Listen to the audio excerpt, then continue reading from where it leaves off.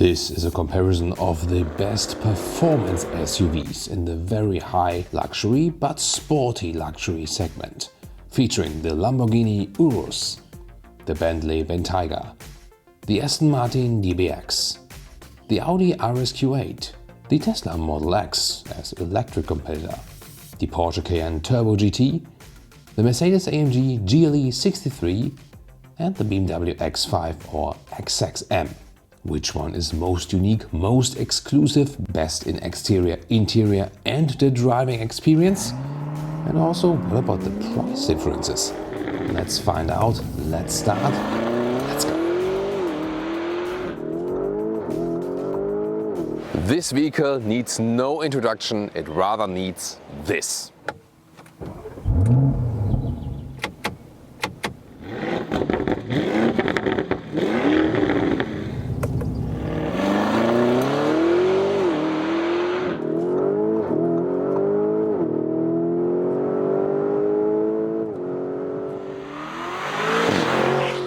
A German Autobahn special with the Lamborghini Urus, one of the most expensive and most dramatic performance SUVs.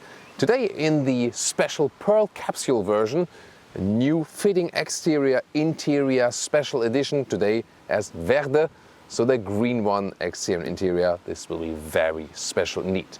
With Thomas and Autogefühl, and here in the front we see that super dramatic look here already next to the sensor in the front, dramatic openings here for the cooling, and what a dramatic look overall here in the front.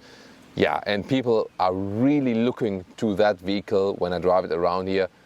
Yeah, not only because of the color. The length at 5 meters 11 or 201 inches, and it shares the platform with the Audi RSQ8 or of course also with the Porsche Cayenne. The Turbo GT would be the corresponding model, and it's also full of tech. Rear axle steering here, especially more agility at low speeds, electromechanical anti-tilt control. Air suspension is standard as well, stiffer than in the sports modes. And design-wise, you know, a lot of angular design clues here, as we know from Lamborghini, contrasting mirror caps. 23-inch wheels here today with this green ring here around, also super fitting, and green brake calipers for these carbon ceramic brakes, and with all the options and so on. You can easily spend €250,000 or dollars on this vehicle here. So one of the most expensive and most exclusive SUVs out there. Falling roofline, coupe shape, extremely dramatic, but I mean, yeah, the color is screaming out, you know, but all the small design clues, I would really say it does fit to that vehicle, doesn't it? What a screaming out rear. Look at that. Tail lamps horizontally drawn, really beautiful and slim, big Lamborghini logo. Torque vectoring, by the way, at the rear axle, and in the lower part, dramatic contrast with real exhaust by Akrapovic. Look at those. And the turning indicators here in the rear look like this. And also quite fancy in the front, aren't they? Ooh, under that hood we have a 4-liter V8 bi-turbo with a beautiful carbon fiber cover here. Look at that. Really cool. 650 horsepower, 3.6 seconds is the acceleration figure to 62 miles or 100 kilometers an hour. All-wheel drive, rear-wheel biased. What do you think? Car key looks like this. Yeah, definitely a beautiful job. Then the doors, they do offer soft close like this. They are also, yeah, magic. Frameless, and let's see nevertheless for frameless doors how the door closing sound is. Really cool. So one of the very rare cases with a nice and low frequency door closing sound, although it's frameless. In these Pearl Capsule models here, a lot of Alcantara use, already the inside of the doors, Bang & Olufsen sound system. And then we do see a lot of Audi, for example here at the steering wheel. We know these controls, and these are real buttons. Glad to have them indeed, and not so many #capacitive BS. Digital instruments, this is a base view, soon more to that. Carbon fiber use here also at the interior. And then we have beautiful seats, look at that, and also special Alcantara seats here with stitching, green Lamborghini stitching. Urus right there, and then this honeycomb look there with the stitching, and so this all the way Alcantara on the inside. Cozy and racy at the same time, and they even can be cooled. This is the best combination: cooled Alcantara seats. The summer and the racing may come. The bolstering is quite firm, however still comfortable. You can also do long motorway runs with this vehicle, and the Alcantara also makes it very cozy and comfortable. And once again, since you have this cooling combination right here, it's actually a great thing. Steering wheel, electric control, and with 1.89 m or 6'2", still have some headroom left here. This one is also equipped with that panoramic roof, which also has this shade and then a great opening. I just had the thing that it seems to be rattling sometimes. Maybe it need to be like, you know, some, I don't know, some grease applied to there that doesn't happen or something. Do you have experience with that? Interior overview. Welcome to this airplane or even spaceship. So many elements of that soon to come. Wow, this is really amazing. But basic layout taken over from the Audi Q8 or RSQ8, 12.3-inch digital instruments. Then here 10.1-inch first touchscreen, second touchscreen 8.6-inch. Soon more detail to that. A lot of carbon fiber use. Yeah, beautiful Lamborghini logo. It is somewhat easy to control, especially here with the rear buttons and the steering wheel. Great shifting pedals. Just this lower area, this thing here, this is really unique, but also somewhat complicated. Why? Let's take a look. It does look quite cool, definitely, especially a start-stop button here, really like in an airplane, and then you start the engine here, and by the way, it even has this, look at that, basically close it itself again, almost really cool. Here for parking, here the manual shifting mode, that it stays in the gear, and reverse is this reverse gear, but then it's not like you can push forward or something for the first gear. You have to do it always on the steering wheel. So when you're easing the car around in the car in the parking lot or something, you're always switching between this then and the shifting pedals. Left and right is for driving modes basically. On the left side you have the preset driving modes, and here also like how it sounds. Look, this has this really manual touch. I love that, but you know, here to click through the driving modes, I cannot push forward to go back to the next mode. Yeah, you always have to go all the way through then for that. And on the right side, it's more like you can individualize stuff when you just want to change the steering characteristics or the suspension characteristics and so on. You see that then on the digital instruments. But yeah, impressive gauge here definitely, but especially like with reverse and drive mode selection, a little bit complicated. Really nice digital instruments. You can also change the views, what you want to have in which place and so on. And then also depending on the driving mode, it does switch. For example, here in the sport mode or in the Corsa mode, that always changes how it looks. And there are also these off-road modes available. Then you have also off-road gauges on the left side. And of course, always nice to have this head-up display. The dual screen setup, it is a little bit less practical than in the Audi, first of all, because sometimes you have messages appearing here in the lower part, and then you really have to be like very close with your finger here. And here also, this is not the best frame for that actually. Other than that, the menu itself is quite good in the overview. These are all the vehicle features here, for example. You can have some live information here also that looks quite cool. Here the launch color for that. And here you can easily access the Apple CarPlay, for example. And the Spike & Olufsen sound system is really very nice, gives a great sound. I can just recommend that indeed. And let's take a look at the car internal GPS, which can be accessed right here. And it's also usable and responsive enough indeed. And in the lower part, there is the place where you can control the climate temperature. If you have, by the way, different temperatures here, there's always this swiping gesture effect. You swipe here from outer to the inside in this area, and then it synchronizes left and right again. And when you want to enter an address, then you have the keyboard, for example, here. But here, even more important, seat heating and seat cooling. And yeah, Alcantara seats with seat cooling, rarely have seen the combination. Again, can just stress that that's really an awesome idea. This lower area here, adaptive cup holders. You see the parking brake and nice Alcantara cover also here for that armrest. And there's where you put your smartphone in. 2 USB-A chargers it is, by the way, as the connection. Same nice materials apply to the inside of the rear doors. And then we have this single seat setup. Look at that. Here, also with Alcantara for the rear seats. Nice styling. 1 and 2. Wow, that looks great. And then this middle console is splitting it. You have some cup holders there and some more storage space. You have the electric controls. The only downside of that is that you can only push these seats a little bit forward, but you cannot completely fold them. That would be then the task of the ski hatch. Here we go. So that would be then the ski hatch to the trunk. Sitting in the rear, really exclusive and also comfortable. Enough legroom here left and headroom. It does fall down the roofline, but for me it still fits, and that means it will mostly work with almost everyone. So yeah, that's really cool. And here the electric controls, you can push this seat a little bit forward if you want a more leaning back position, or you can make it a little bit more upright and so on. So yeah, very luxurious position, and still you still get this racing feeling here, also in the rear. Yes, it's a well-usable Lambo here with a lot of storage space, 1 meter or 40 inches in length and both in width. You can even get this protective rubber mat here if you want to do some dirtier things in that vehicle. And a beautiful Alcantara covering here also for that trunk.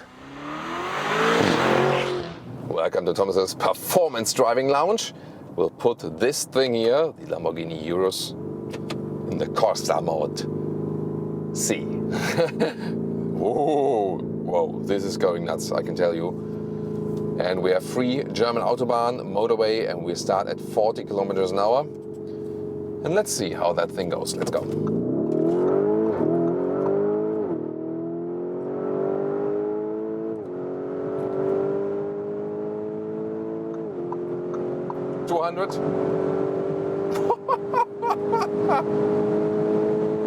What? 250? Oh my goodness. 270 kilometers an hour. Okay, that's enough for now. Woo! Oh my goodness. Top speed would be 305 kilometers an hour or 190 miles an hour. We almost reached that. Of course, yeah, safety first. Don't want to be, too hard on the brakes when the speed is reduced very soon. But how flawless that went, Great sound from that 4-liter V8 bi-turbo engine. And I mean, all-wheel drive acceleration, 3.6 seconds is the acceleration figure to 100 kilometers an hour or 62 miles an hour from 0. Yeah, the Porsche Cayenne Turbo GT is 0.3 seconds faster there even. So this one is not the fastest in the whole corporation. Wow, but really smooth, great acceleration, and although this large SUV, it was super silent at high speeds and so much in control everything. Here in these sport mode or Corsa mode, always the low gears are being kept, late shifting up, more pronounced exhaust sound. You can also individualize that here on the right side with the right lever and the 3 buttons for steering, suspension and drivetrain. And then on the left side here, these pre-selected modes basically do the same job. It's just a question like how, where I want it individualized, or do you want these presets? These presets will do it just fine, actually, definitely. I always just wonder, why can't I push the lever back to go back into the next mode? I really have to go all the way behind to go to the next. That's a little bit, distracting, I would say. Let's lower that window. And then let's shift down.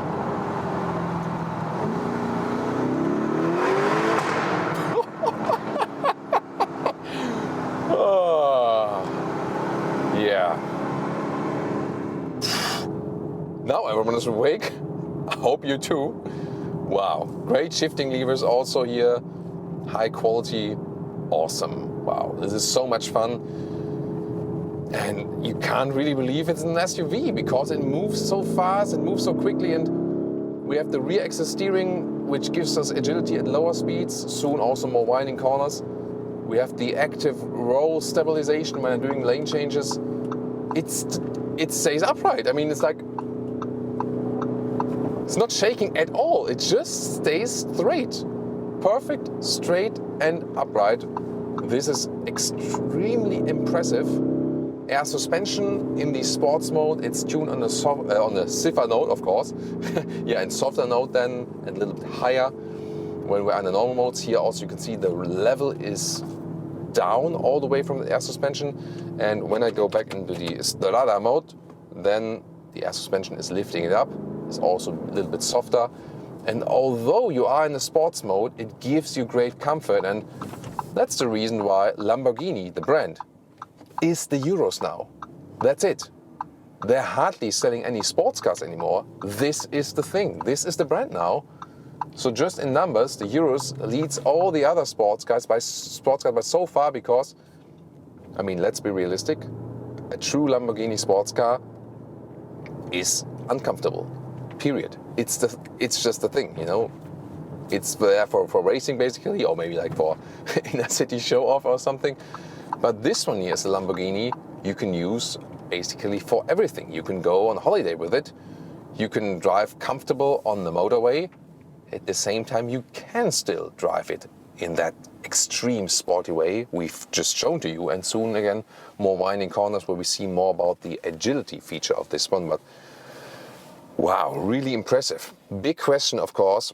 Yeah, what about the Porsche Cayenne Turbo GT? What about the BMW X5 or X6 M? Mercedes GLE 63? And of course the direct brother, the Audi RSQ8. Where is this one situated basically?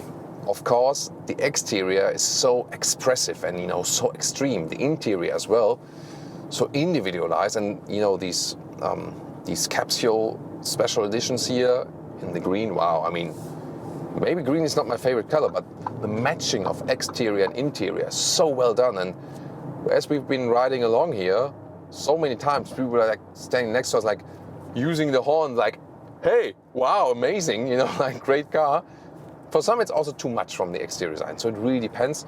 The RSQ8 you would rather pick if you want a more subtle look, definitely on the exterior.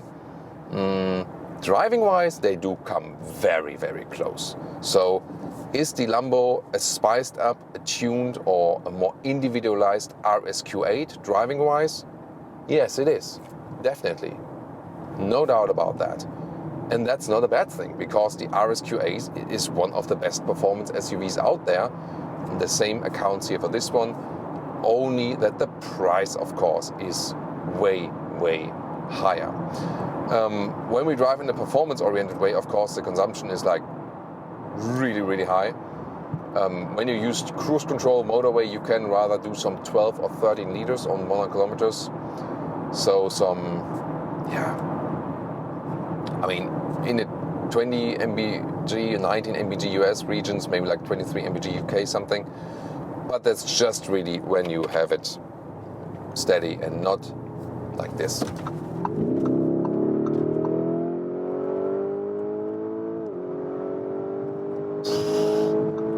Holy moly, once again 200 kilometers an hour, and look at that, how smooth this car is staying here in this long bend, and I could feel I could drive even faster.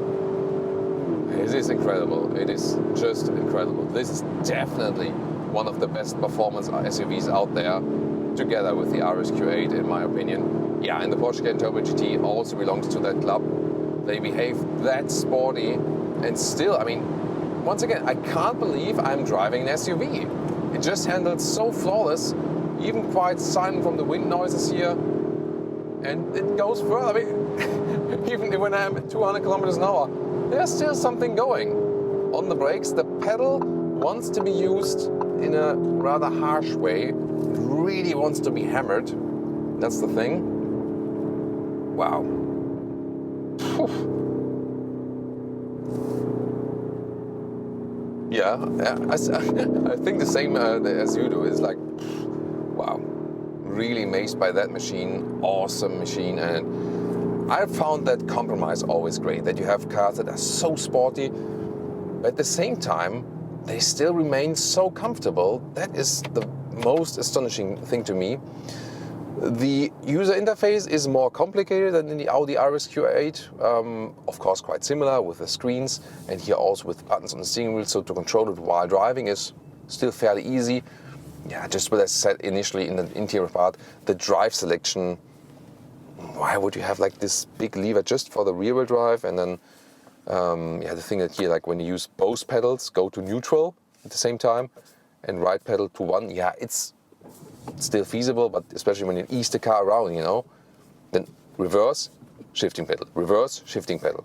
it's just annoying, you know, why would you do that? So yeah, there the Audi is a little bit easier to use, but what a machine. What about some winding corners? Let's take a look. Ooh. And now, oh, what did the bird first? And now, one more winding corners. Oh, what I do here is some rattling from the panoramic roof. Maybe like needs to be some, I don't know, some lubricant up there to even out these noises. But this is something that I feel here more than also in the RSQ8, for example. So yeah, I need some rattling noises from the windows. But let's focus on the driving for now. Uneven roads, 23-inch wheels, of course. More comfort without, you know, so big wheels, but how well it goes out of the corners. Really agile rear axis steering, and there is no delay from the throttle whatsoever. Always in the low corners, and yeah, when you use the shifting pedals yourself in that Corsa mode, it really like you put in this clicking, and then in that moment, bang, you get like another forward boost and blop from that exhaust. This is beautifully done. Wow. Also amazing. Once again, it's so large, so heavy, but the handling is really amazing. Touch screens or capacitive buttons might look modern and have a lot of functionality, but they will never replace this feeling. Oh, lovely. That's the stuff. One of the most exclusive SUVs now comes as a sporty version, the Bentley Bentayga S. Here with Thomas and Autogefühl. Let's go!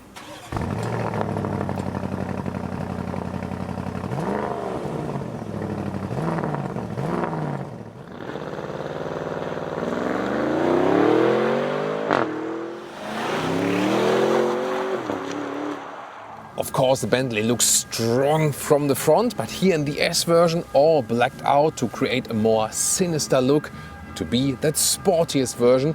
Even though this won't be the most powerful one engine-wise, it will be the sportiest one. Why?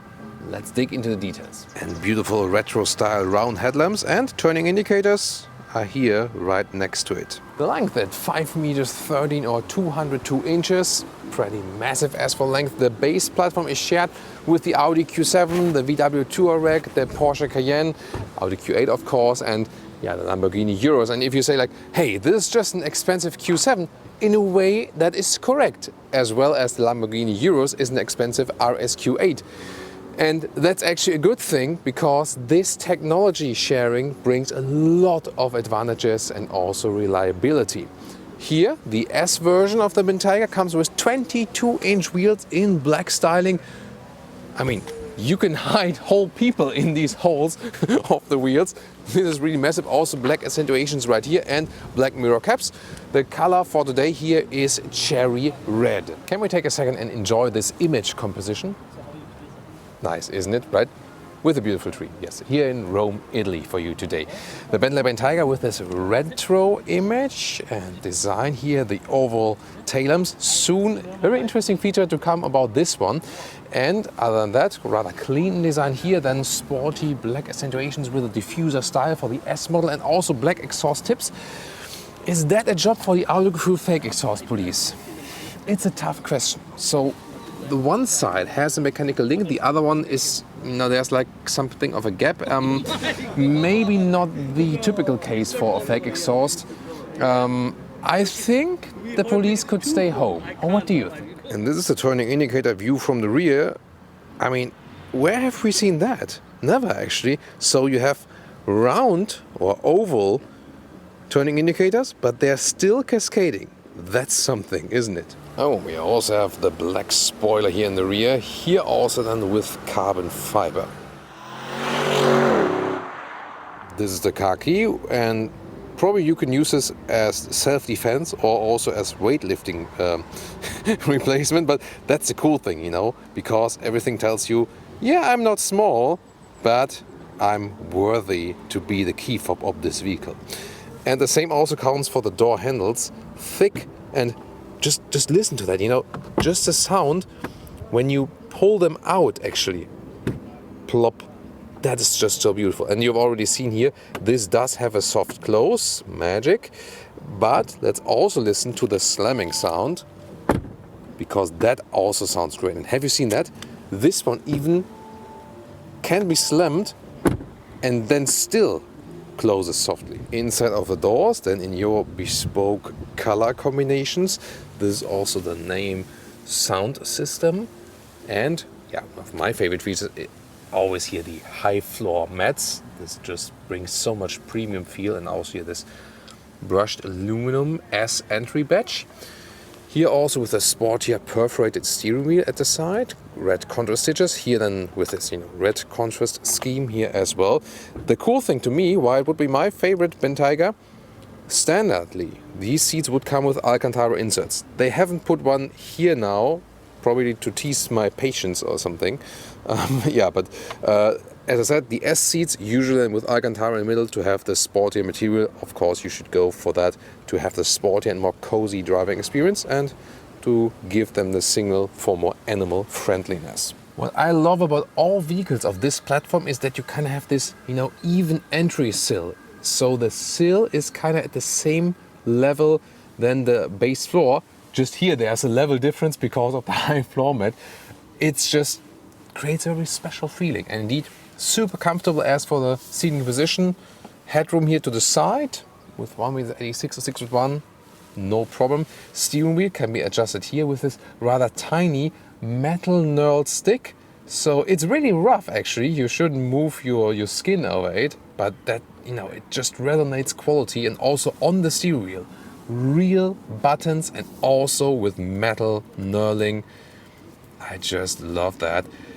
It is a modern vehicle, but still it gives you this retro quality touch. That's what I appreciate most. And here the controls for the seats, they look like an airplane cockpit by themselves, don't they? Interior overview, clean but sensual here with a swinging line, contrast stitches and also these analog details. To me, this is the perfect mix. You have a modern touchscreen, your Apple CarPlay and your Android Auto. At the same time, you have a manual volume knob, you have an analog clock, you have real buttons at the steering wheel. To me, this is how it's supposed to be. I want modern tech, yes, but since I'm driving that vehicle, I also want real buttons to control easier while driving. What's your take on that? Digital instruments, they look quite fancy. Also reminders of Audi. And here you can also switch the view in the middle. Then you can also have the map full screen. Well, almost full screen here. In this case here, the left side stays actually. That looks funny, doesn't it? And here now the analog clock in the interior next to these, these metal valves for the air vents, which you can press in and also put out again. Infotainment system, here we can see this is then the Bentley internal map, and yeah, that looks definitely VW Group. You can see here in the Eternal City. So this is the home, but again it could be a little bit faster, so it doesn't look most modern, and also could react quicker. Definitely you can also have climate control in here, but you have these buttons, just use them. You will probably also then use the Apple CarPlay or Android Auto. Here we go. Why doesn't it directly hop to that? Is when you're here in the main menu and then click Apple CarPlay, then you can directly access it. However, if you use the hotkey here, go back to the main, and then for example hit phone here, you always have to confirm, yes, Apple CarPlay. That's really annoying. And then you have the Apple CarPlay or Android Auto here. Let's go to integration and let's listen to this name sound system. Oh wow, awesome. This has such a rich and true sound. Also, sonorous bass-like, but not too much bass that it would be like, gangster style or something. This is beautiful. And my favorite Audi AC is also in here. Clicking sound, listen to that. Beautiful. And the metal knurling around. This is my favorite AC unit. You can also get it in the Audi A4 or in the Audi A5 at this moment. I hope still in the future. I would just love to keep this. Wouldn't you as well? middle console, this inductive charging pad. Then here, cup holders. They are also adaptive, so that's cool. Then start-stop engine. And also here you can select the driving modes. Bentley driving mode is just when I say like, this is how we decide how this car is supposed to drive actually. Then here also nice background, for example, for the front cubby hole. And then you can fold this up and have your connections USB-C for the cable. For the panoramic roof you have a shade that goes all the way, and then the panoramic roof here goes halfway kinda. Of course the bespoke styling is also continued here in the rear next to the sound system, and you have the very same color combination just like in the front. And of course here these high floor mats also for the rear passengers. I love them. Well, you get in this vehicle either with socks or with freshly cleaned shoes. The latter one at this moment here, my soft touch leatherette shoes. And the cool thing is here that you can adjust the back part more, lying back or more upright. You can also slide it forward for a little bit more trunk length, but usually you want to enjoy more legroom, and that's definitely sufficient right here. It's really comfortable. You sit upright, and to me, actually it's even more comfortable than in one of the luxury sedans.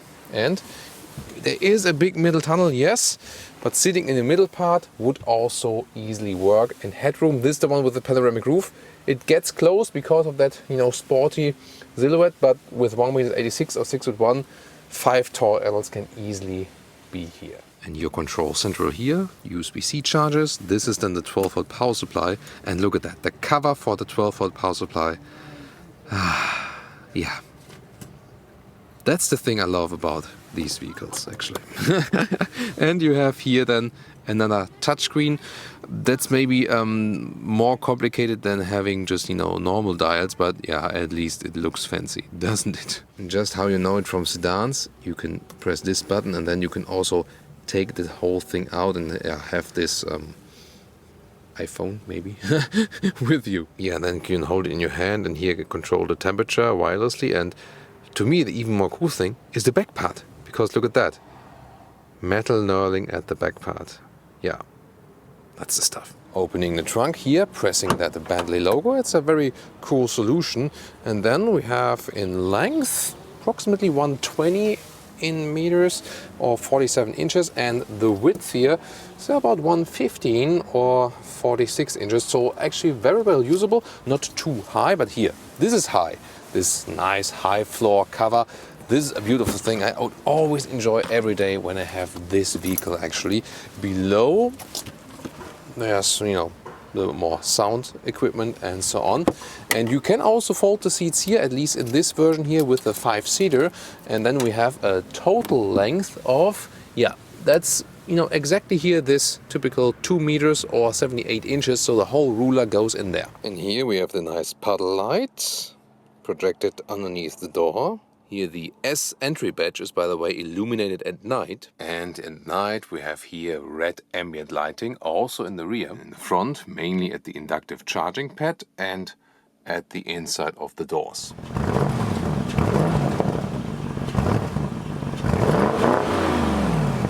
You get the Bentayga as the 3-liter V6 plug-in hybrid or as the 6-liter W12. That's still existent, yes. But here we have the 4-liter V8, 550 horsepower, and in the S version you have an acceleration figure not of 4.5 but of 4.4 seconds. That's half a second less quick than, or less quick, could also be named slower, half a second slower than the W12. However, a little bit less of weight then, and also the suspension setup here is stiffer with this air suspension here with the Bentayga S, about 15%. Look at this, the dampening of the motor. I mean, this is so huge, it's the largest one I've ever seen. It's so soft and so thick, and it has a quilted structure like seats on the inside.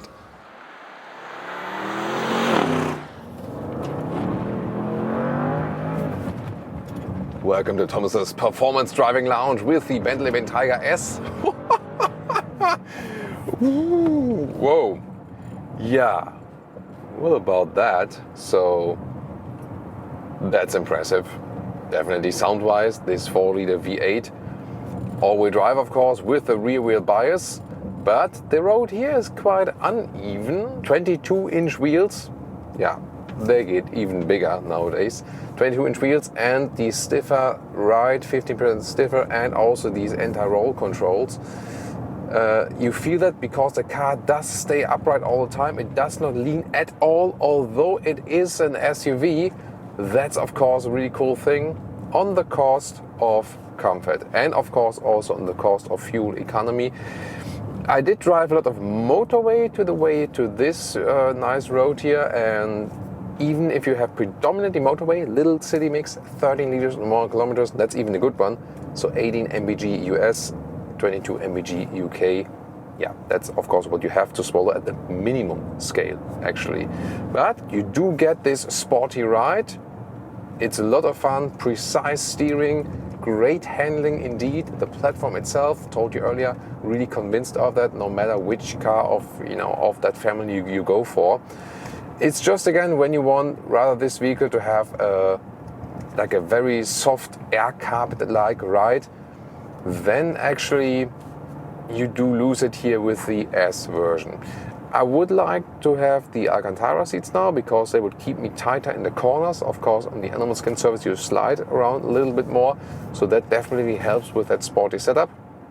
So you need to want that extra, that sporty setup. From the feeling I get from the road, the thing is, however, it is more the wheels than the suspension. Because it's an air suspension, you can live somewhat with it if it's just a little bit stiffer. That would actually be okay. It is indeed about the wheels. So if you seek a Bentayga, or also you can transport that to the RSQ8 or the Porsche Cayenne, stick with smaller wheels. You won't lose so much sportiness, but you do lose comfort here with the bigger wheels. Interesting thing though, I think for Bentley, I think I like the rattling noise in the vehicle and also the road noise from the tires. Astonishingly high. So, to be honest, like the Audi SQ8, Audi RSQ8, or the Porsche Cayenne, they're not cheap at all, but way cheaper than this one. And as for this aspect, they seem to be even more refined than here, the Bentley. That's the thing. Definitely having a lot of fun. The seats are not most comfortable here now about sporty driving. Does apply a lot of power to the lumbar area actually, and yeah, once again, because you slide in them quite easily, you can also put the bolsters a little bit more narrow. This will help in fast driving definitely, but yeah, once again, the Alcantara seats, they would definitely help even more. So cool thing is really the precise steering and of course also that power from the engine. But we are perfection in detail we see in interior details like these, but we also find some imperfection. It's also something that has been the Bentley charm for a lot of years. Now just enjoy some more corners here with me. Yeah, gets quite rough. So sometimes then you ask yourself, whoa, is this still an air suspension? Yeah, it still is, but again, stiff tone. But to me, once again, these huge wheels, they look... Sorry, I just want to hear the sound. They look amazing, these wheels, but I think they're a little bit too big. Then maybe 20 or 21 inch would be better than for having a better overall, compromise of sportiness and comfort. Well, I do my best today to look Italian. Acceleration to the motorway.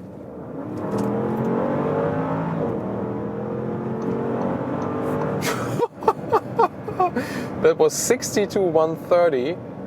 Woo! Yeah, I mean, that's what I enjoy about Europe, or about the positive side of globalization. A German driving a British car in Italy, it sounds just lovely, right?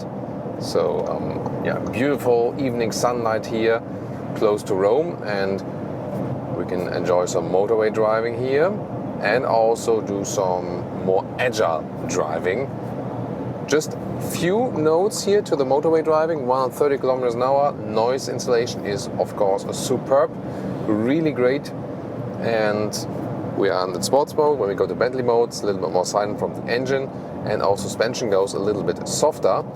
I can actually also change my glasses now that you can see my eyes, and you know, that lane keeping assist that might help me here when I'm steering with one hand. So you can activate or deactivate it, and the lane keeping assist here is actually quite helpful, you know. So it's not too obtrusive. It does intervene a little bit, but not too much, so rather conservative, and I think that's a good thing then for a sporty vehicle, so you still have the feeling that you are in control, and you can always deactivate it just with one click here. That's great. Blind spot monitor here, nice integration. When I hit the turning indicator, it also flashes, beautifully done. Here the comfort with the stiffer air suspension and the anti-roll control, which is also built in this car, and the 22-inch wheels here on the well-made motorway. It's actually quite okay, but in the city you do lose comfort. You don't have this air carpet riding feeling. This is definitely the sportiest Bentayga version out there, and you lose comfort when the road is not that even as it is right here. But you do gain definitely the sportiness. And let's discuss. I would like to know from you, is this, or a vehicle like this, a dinosaur for you and it belongs to the past? Or is it still a dream of a car and perfection in detail to you? Tell me in the comments. Well, Bentley is going electric, that's for sure already. And also they are developing animal skin alternatives for the interior. And I also think, why can't we somehow combine both, making a sustainable luxury world, having great perfection to detail, still analog things in the vehicle, things we can touch, where you know you get a great feedback and so on, and still can feel that the car would be alive, but at the same time use less resources and also be better to the environment. I think both is possible. Would like to know what you think.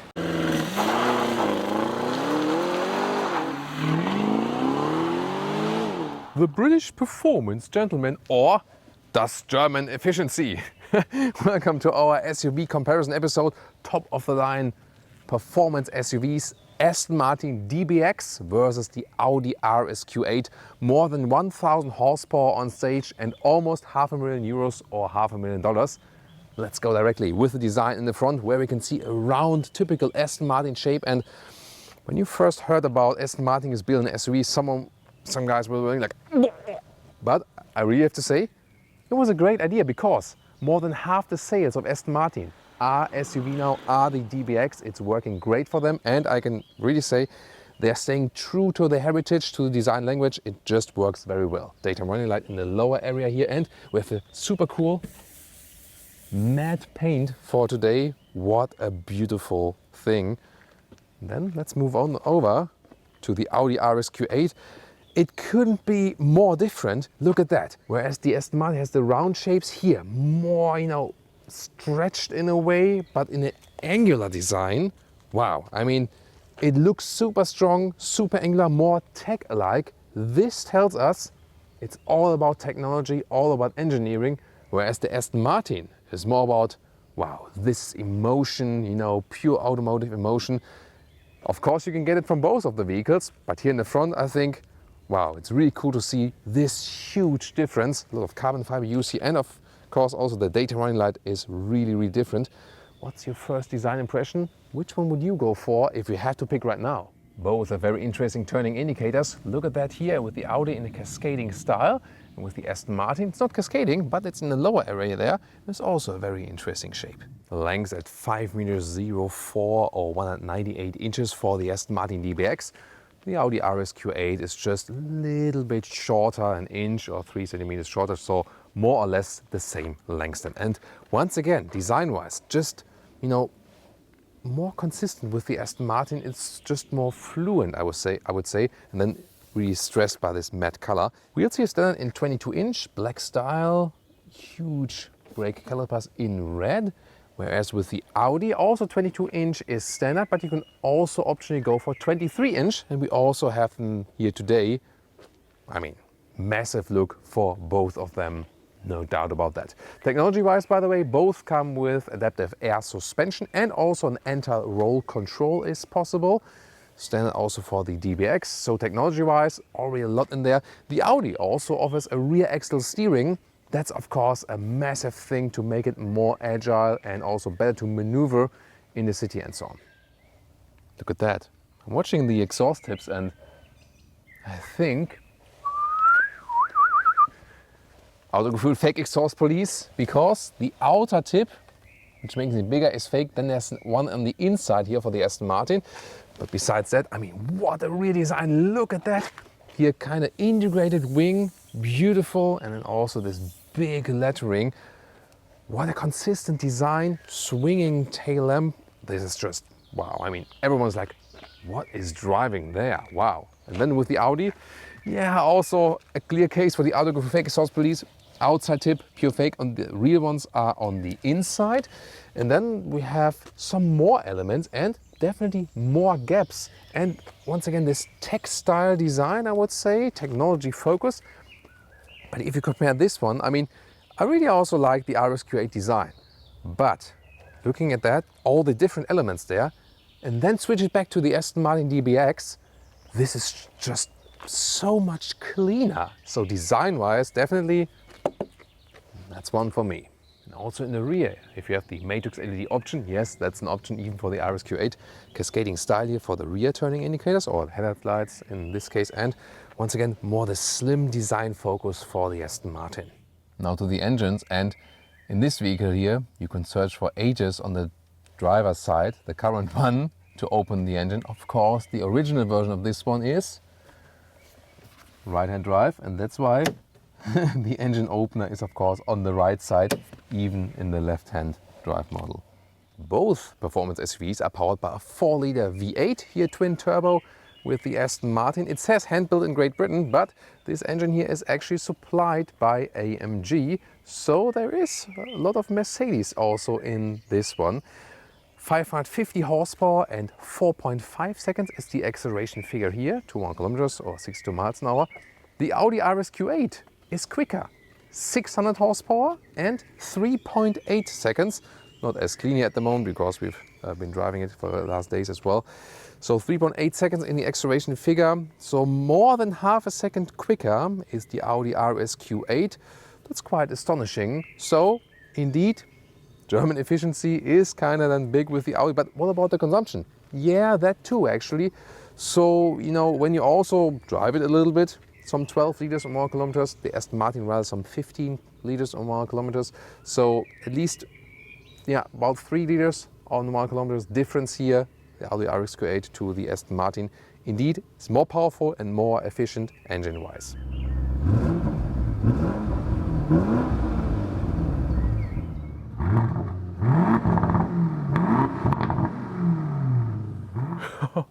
Vote for your favorite exhaust note.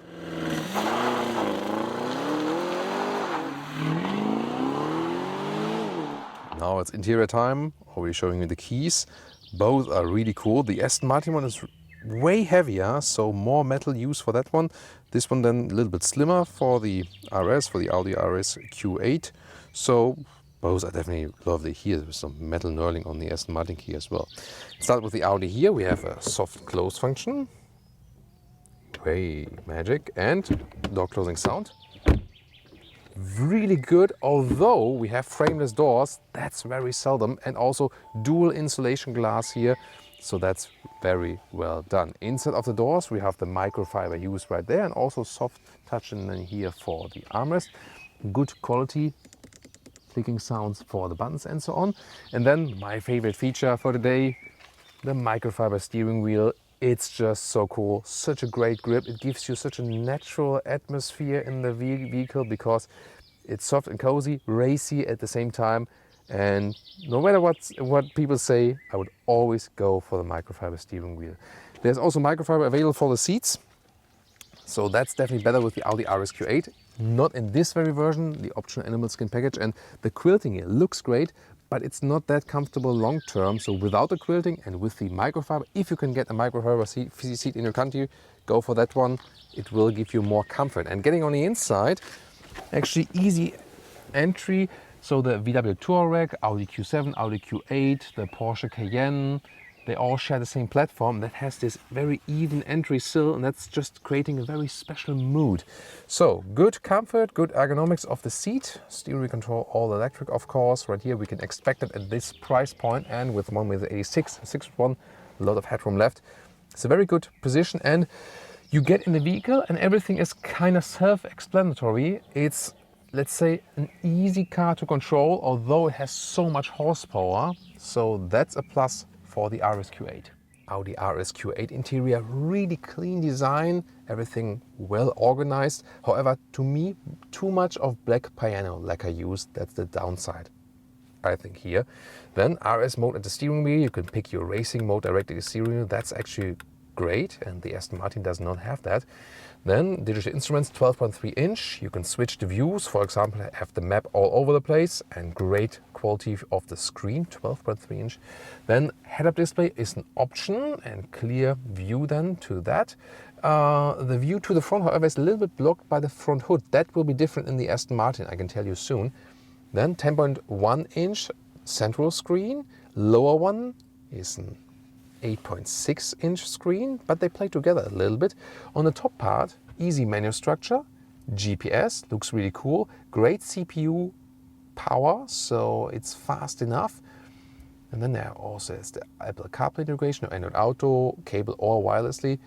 B&O sound system is an option, and you have a great 3D in-depth sound, really love that.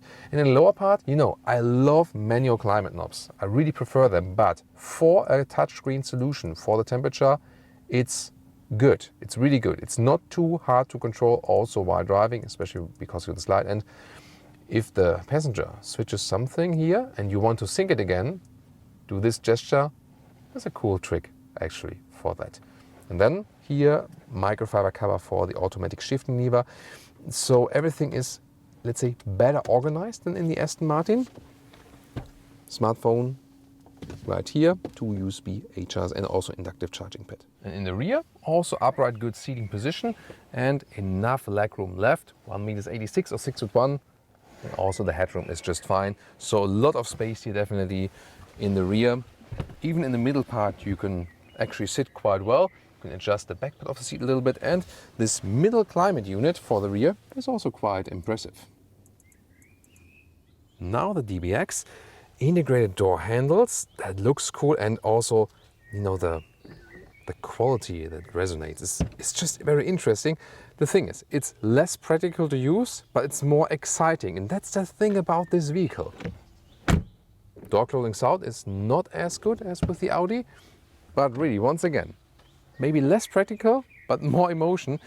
Here, carbon fiber at the inside of the doors, and also design-wise, it's like on the exterior, so much round elements, whereas the RSQ8 is more, let's say, you know, angular and efficient, so to speak, also in the design. Then, nice entry badge, seats, all about animal skin. That's also the thing I criticize here most. So many cows in this vehicle, and nowadays it's not really necessary. You can get the same experience also with great high quality non-cow materials meanwhile. But the design, once again, British luxury. Interesting steering wheel, which is smaller actually than the RSQ8. And I mean, I love the microfiber steering wheel, but it's also cool that this one here, for example, is smaller. And you also have the electric control here and Mercedes stock columns, for example. So more Mercedes, and look at that here. The light switches is also Mercedes, you know. Very interesting. Seating itself is actually a little bit stiffer, especially here, you know, in the outside areas. Both cars offer great comfort and headroom. Also no problem with one with A6, 6'1". However, I have to say, the seats in the RSQ8 to me a little bit more comfortable, especially long term. And even more so if you can get the microfiber for the RSQ8 in your market, then it's even better as for the comfort. But I mean, the difference really huge between both cars here when you look at that. Interior of the Aston Martin DBX, more swinging lines like in the exterior, so that's definitely more emotional and less black piano lacquer. That's cool. Also here, for example, more carbon fiber. And the steering wheel here, real buttons, that's good also. And here for the volume control, for example, digital instruments, but more or less plain, so not that sophisticated as with the Audi. No head-up display. And then also this middle screen, it's no touch, by the way, and they use the old Mercedes infotainment system. And that's why you also see this turning jog here in the lower part. This is typical Mercedes. You know that from the previous generation Mercedes. Here's the home menu button, and yeah, you are scrolling a lot actually. So the user interface not as good. And also here, when you take a look at the GPS, this is also the Mercedes GPS. So Aston Martin has been Mercedenized. Mercedes also bought shares in Aston Martin, and they are even stacking up their share in Aston Martin, by the way. Pretty interesting. And in the lower area, the climate control, this is still somewhat manual, so yeah, you can easily control also while driving. And for the driving modes, not possible at the steering wheel. You have to go down right here, and then you can go for these sporty driving modes, for example. So the user interface a little bit more complicated. Cup holders here, and then more space, and that's the new smartphone connection. And then to select the gears, first of all here, engine starts up. That's cool. I mean, you can do that. But then to select the gears, I think nowadays it's just too complicated. Now we start up, then D, P, reverse. It takes time. So a normal automatic shifting lever is just more efficient once again. It's cool, however, it's fancy, but not really that well usable. Oh, Professor Thomas found this. Yeah, the gaps. German Spaltmaße. Yeah, it's totally a German thing. You can also say that makes more character with the British vehicles. Quack, quack. This was the legroom in the Audi RSQ8. Let's check it out here now in the Aston Martin DBX. And yeah, it's definitely less legroom right here. And it's also a little bit shorter from this bench. Headroom also, yeah, I mean to the glass it's the same, but to the side here then it gets quite close. So overall the RSQ8 feels more spacious in the rear. However, it's actually also quite comfortable here. The seats are a little bit plusher in the rear from the bolstering, for example. Can't adjust them right here. That's basically it, just with flipping. And also in the middle part, it's a little bit bigger with this whole middle console, and also the climate unit is not as sophisticated. Here it's a little bit more caged in on the one hand, but for this vehicle, there's also one available for the RSQ8, but here we can already see it's the panoramic roof. The difference is this one is just a shade available, whereas for the RSQ8 you can also get a roof that can be opened. My favorite interior feature of the Aston Martin here, the Alcantara microfiber ceiling. Beautiful. And also here, look at that, the grab handle here, 4 times. Yeah, you know, like furniture or luggage style. This is so cool, nice and premium. Love these details. And the sun visor goes in the same direction. Once again, the nice microfiber. And here, look at that, the light then, the mirror has this cover, and also the secondary shade. Yeah, come on. Yeah, there we go. So this is then for the side here that you can also have more shade here. That is a cool luxury feature.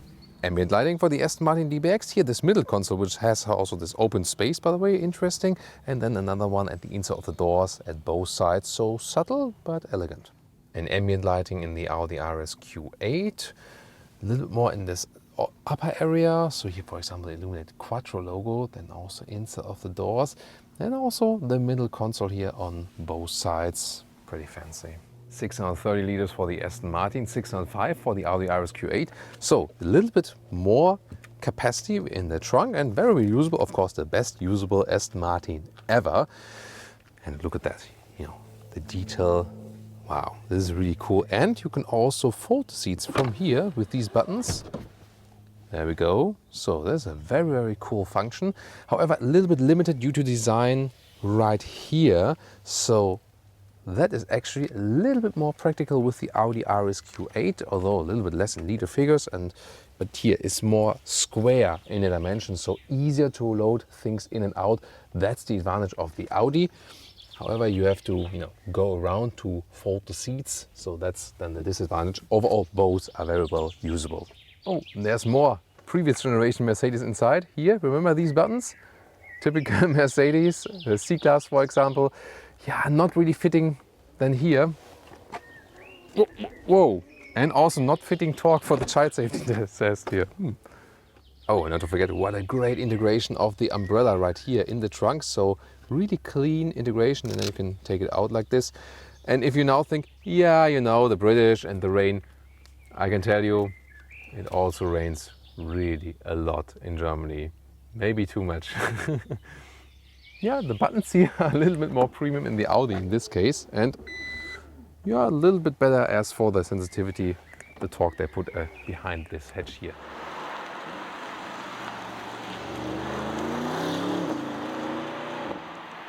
Alright, Audi RSQ8, 600 horsepower. Let's put to the RS mode, hit the German motorway, Autobahn time. Let's go.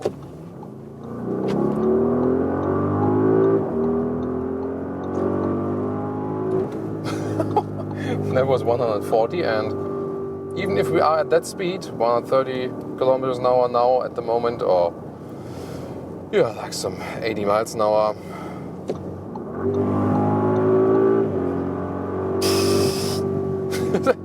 I mean, it feels like accelerating with some other cars from standstill, and you're already at speed, and it's just always going.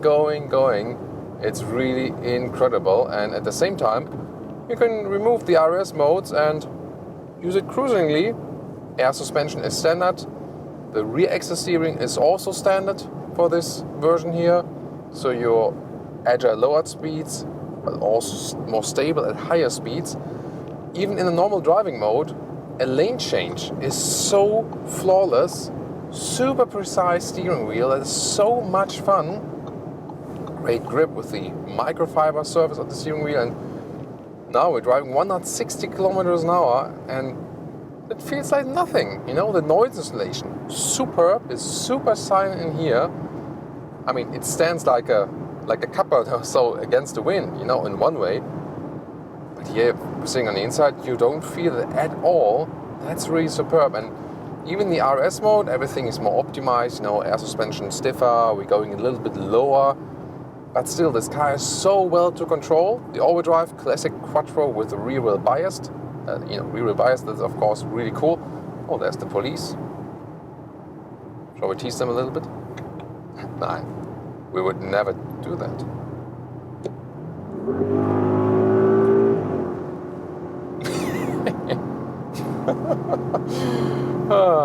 Yeah, the good thing is, in this case, what we're doing at the moment is absolutely legal. Woo. Now 200 kilometers an hour, 125 miles an hour, and once again, super stable on the road. It's like nothing for this car, and wow, so much in control at higher speeds. We rarely find that with any other SUV. Yeah, Porsche Cayenne is surely something which you can compare as well for this stability at higher speeds. Wow, just superb. There is a Dynamic Package Plus in this vehicle. That means unlocked top speed to 305 kilometers an hour or 190 miles per hour. That's of course super insane, and we have to say, I enjoy driving fast, yes, but usually I keep it, you know, at maximum like 160 kilometers an hour or something, so around 100 miles per hour. Yeah, that's totally German talking. Like, I'm not driving fast, it's just 160 kilometers an hour. Yeah, sorry, that's really German talk, I know. But, you know, my point is that driving faster usually also doesn't make any sense, because there are other cars going in your lane, and you have to be super cautious. So when you have like a three lanes here, German Autobahn, and the speed is really unrestricted, then 160 kilometers an hour is a good speed where you can keep it on the left lane and then relax. Sometimes maybe a little bit faster, sometimes a little bit slower, but you can kind of have a good flow, something like that. Yeah. Then the unlimited speed for this driver's dynamic package, not really needed. What's also interesting, that there are the ceramic brakes in that, so super great braking performance. They also do not have this effect. Sometimes when we have the ceramic brakes with passenger cars here, you feel that you have to push them more. Here, it's super easy. You don't even feel you have the brakes, but you still have more braking power. And although 23-inch wheels, it's still great in comfort. This is a sportier setup, but still this car is really very good in comfort. Upright seating position. Only what I said earlier, this this quilting on the seat, this, you know, special stitching, that makes the ride more uncomfortable. They should have not gone for that. And of course, even better, if you get the microfiber, the Alcantara surface, then you'll have even more comfort. Wow, it's really incredible. What a phenomenal drive here, and the German motorway really shows what a car is capable of. Did anyone notice I changed clothes? Whatever.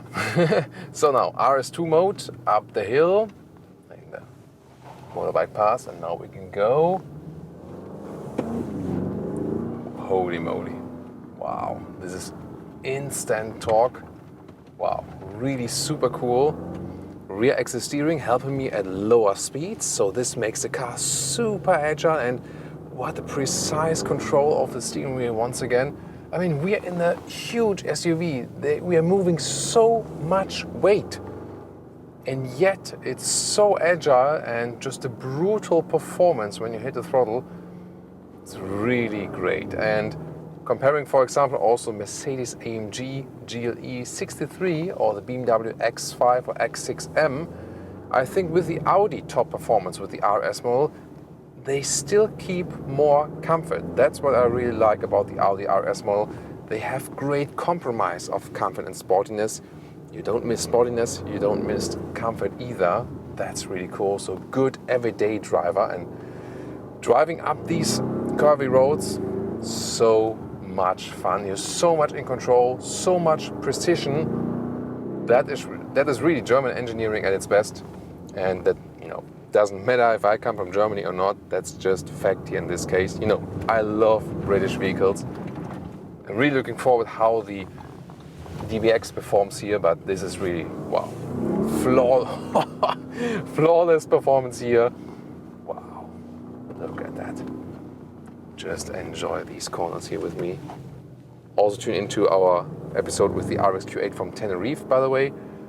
That was a blast, and actually my last trip together with my dad, with Holger. You know, a lot of long-term subscribers still know him. Sadly, he died last year in a quite horrible way. So this car also, when I'm driving it, always reminds me of the great memories we had together. And if you can do a great car trip with your son or with your father, you know, depending on, you know, what's your family situation now and how old you are, do it, and best do it today, you know, as long as you can still do it.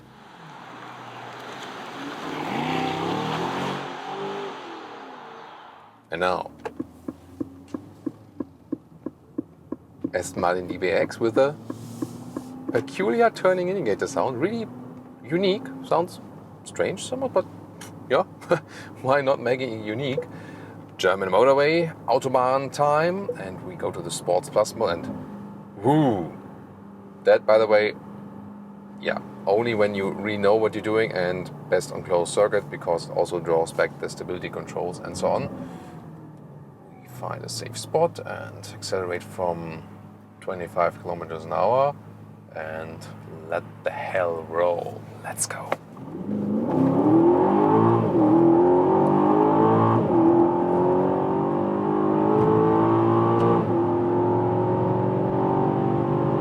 That's 180 kilometers an hour. Whew. Wow. I mean, sound-wise, yeah, definitely more screaming from this one.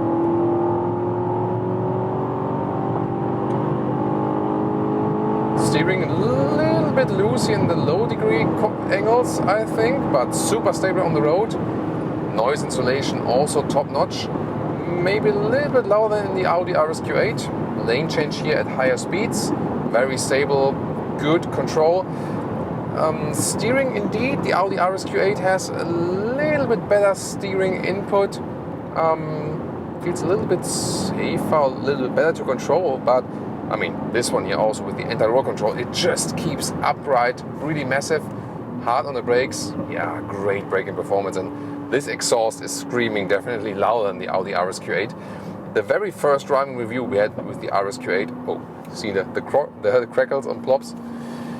Very first driving review, the RSQ8 was louder. Now with new regulations and so on, a little bit more silent. So It feels faster here. It feels faster in the Aston Martin, it feels quicker, but it's not.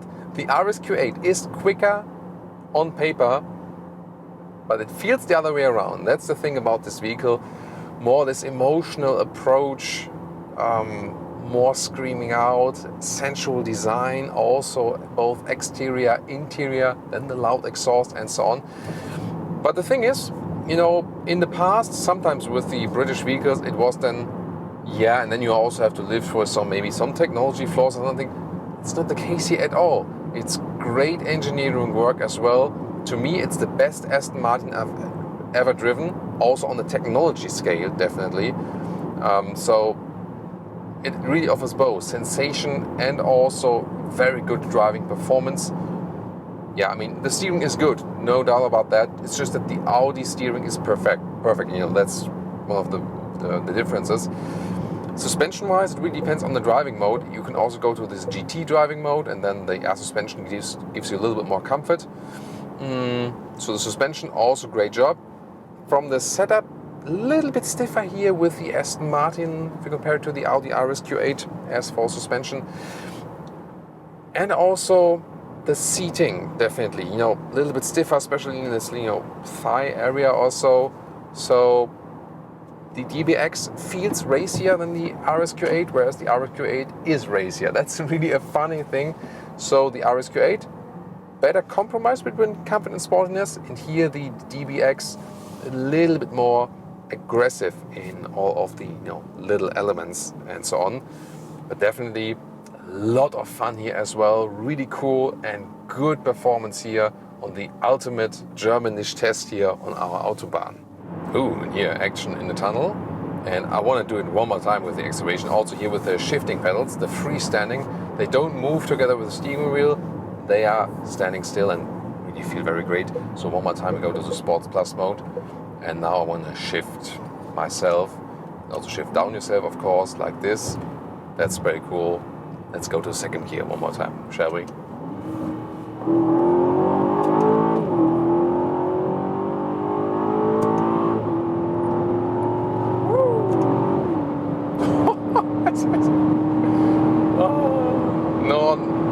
Wow, that corner here, Nürburgring Nordschleife alike, super stable on the road. And I mean, suddenly I'm forgetting I'm in an Aston Martin SUV. I rather feel like an Aston Martin race car. Woo! That is really racy. Wow. 230 kilometers an hour. Well, it's allowed here. Yeah. At least still at the moment. Sure if that will change in the future, but wow. Really great job. Now again, back to normal speed, shifting down ourselves. Wow, the shifting experience, like, listen to that. Click. Up and down, and like, wow. Really awesome shifting pedals. I would probably spend all day just shifting by myself. So once again, yeah, the emotional factor here, really awesome, man. And of course, what about driving up the hill with the DBX? And now driving up Autogefühl's peak with the Aston Martin DBX. Screaming from that exhaust. Let's see. Holy. Also great performance, definitely. Nice rear-wheel biased all-wheel drive as well. More screaming from the exhaust. Yeah, here now in these corners has a little bit more effect that the steering is good but not perfect. So a little bit more feeling in the steering would be cooler, definitely. But yeah, it's very nice that it's very small. That makes the car, you know, very well to control as well here. Suspension definitely stiffer than with the RSQ8, but that's of course quite helpful then here in these corners. Shifting down myself, of course, a lot of fun here. A little bit more loose it feels. The RSQ8 feels more like engineering perfection, and this one here, yeah, once again a little bit more emotion and wow, definitely cool. Shifting down. And now the hairpin corner, that's always very interesting. First gear. Yes! Oh, I was having so much fun here as well. Oh, this deer. Slow and silent. Respect to the animals, of course. Wow, amazing. Oh, and there's Michel. He wants to take a great shot from the outside. Shall we also give him a little bit of sound? Let's go. Yeah, I mean, what a cool driving experience here as well. So much fun. It's such a tough choice. Both really come very close. Yes, the Aston Martin is more expensive. It's not really justified. I can say that it's more expensive. You can really compare these two cars. They really come very, very close in a lot of different things, although the looks are absolutely different. I really have to think about this for a second.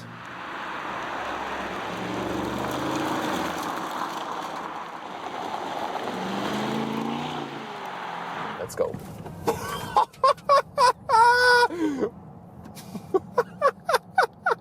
Did the glove box just open and everything fall out of the glove box? You can scream, it's okay. You just hold your breath, right? The Tesla Model X receives an intensive update or even facelift, and the new plaid version, the most powerful one. And here was Thomas and Autogefühl for you in 4K, full screen and full length. That's how you watch our channel. We'll tell you all about it. What you need to know, is this still the benchmark of EV SUVs? Here in the lower part, this part was before black in a separate piece. Now the whole front is basically one piece here in the lower end. So a more aerodynamic and also fluent design. And one of the aerodynamic pieces is also here in the side part, this air curtain. The air is being channeled through, goes in here and really exits then here in the wheel arch. So even better aerodynamics, better efficiency for the Model X, together with new headlamps. 5.04 m or 198 inches is the length of the Model X.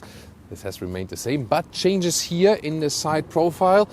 In general, for the update or for the facelift, both also for the plaid model here. Blacked out frames, so the chrome delete, as they call it. So it looks sportier, more sinister. Also then here the door handles are in black. Wheels here then also in black, and either 20 or 22 inch. These ones here are the bigger 22 inch wheels. So overall a sportier, more present look for this Model X. Interesting also technology wise, so you either get the normal dual motor concept, or in the most powerful plaid concept, then you have 3 motors in general, because you have 2 at the rear axle, 1 at each wheel, and that enables even better torque vectoring. Overall, more than 1,000 horsepower of power output. We'll also then tell you later more about the acceleration in the driving part. Air suspension is standard, so you also have a more comfortable ride than in the Tesla Model Y, the smaller SUV. As for the rear, usually I'm not a fan of black details, because to me it looks sometimes a little bit over the top. But here for the Tesla models, I think it looks indeed more premium when these details here are blacked out somehow. Because the Model X especially, it doesn't look that sporty overall, but with these black accentuations, I think it fits here very, very well. Are you team black accentuations and black wheels? Tell me in the comments. Or team chrome? Decide for yourself. Top speed here, by the way, for the plaid model, even a little bit faster overall, here at 260 kilometers an hour or 160 miles an hour. Even for German Autobahn, more than enough. And as for the battery size, it remains at 100 kilowatt hours net. And in the Model X should bring us just an approximate average, like 450 kilometers or 270, 280 miles. So not as far as the Model S, because this one is not as efficient as the Model S. The acceleration figures, around 4 seconds for the normal model, 2.5 seconds for the plaid model. Yeah, but the thing is, they do it with this rolling start. So in comparison to other manufacturers, these are kind of like, these figures are a little bit nicened up. So it will be a little, a couple of tenths slower than these official figures. But if you use this acceleration, you have to recharge at some point. And here the charging flap is in the rear, 250 kilowatt of a charging peak. Here then AC/DC charging, here the supercharger, and supposed to be a little bit less than 30 minutes, then from 10 to 80% state of charge. Doors open here, and you can't really show the door closing sound because here the electric motor pushes it a little bit open, and you also work against this soft close, so slamming it is not a good idea. So indeed here this is then the soft close of the doors. Then inside of the doors, new materials here, really good. All soft touch. This is all that. The whole interior is now animal free as well. And here the fabric inserts. Look at that. This looks pretty premium. Also behind it, 22 speakers overall in the vehicle, new premium sound system.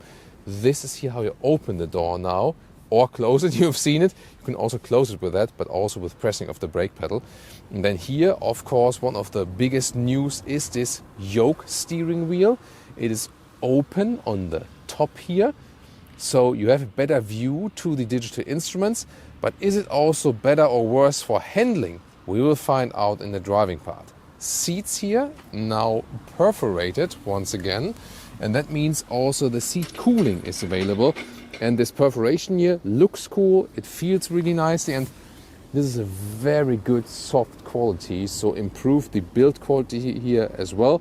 And this is another example of how to go animal free, but at the same time high quality and without losing any luxury, more gaining luxury. Seating position, nice upright, very comfortable, and the new seats here, ergonomics, and also the material. This is really a good plus, definitely way more comfortable than the ones before, so I think a very, very good upgrade indeed. And everything from the controls, most of it is done in the touchscreen.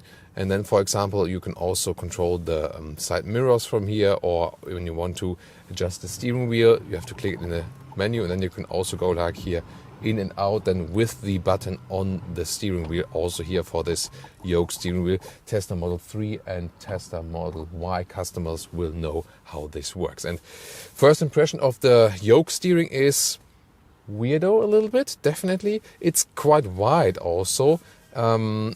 It feels like, in like a computer game or something. I wonder how it is, when you ease the car in and out of a parking lot. We'll also try that in the driving part later. New interior overview, really impressive. And you see here the screen is now horizontal like in the Model Y or Model 3. Very interesting. At the moment the central view. But however, when you go into display, then you can also tilt it towards the driver, and that way you can really better see that. And when the car is stationary, you can also tilt it towards the passenger actually when you want to watch something or control something. That's a cool thing, but for you to see it better here in the static part, I leave it then in this center thing. Soon more details to the infotainment system. Here definitely once again the view on the yoke steering wheel. It is a cool view to the digital instruments, yes. And the good thing about X and S is, in contrast to Model 3 and Model Y, you have digital instruments, and I think it's essential to see that, and not only the speed up there. 2 inductive charging pads are still here, and you now also put the key card there to drive the car right there. And one thing that is really new as well is there is no stall column here whatsoever. Here, by the way, is now the drive mode selector. Slide it forward in the screen, then you can drive forward, slide it backward in the screen, then you drive reverse. However, there's still one alternative. When you press this lower bar here, these buttons appear for parking, reverse, neutral, and D, so you can also use it here in the lower area. To me, I think I would still rather use this. Turning indicators are also on the steering wheel here with these capacitive buttons, but they give you some kind of feedback, and yeah, I think it's not too bad.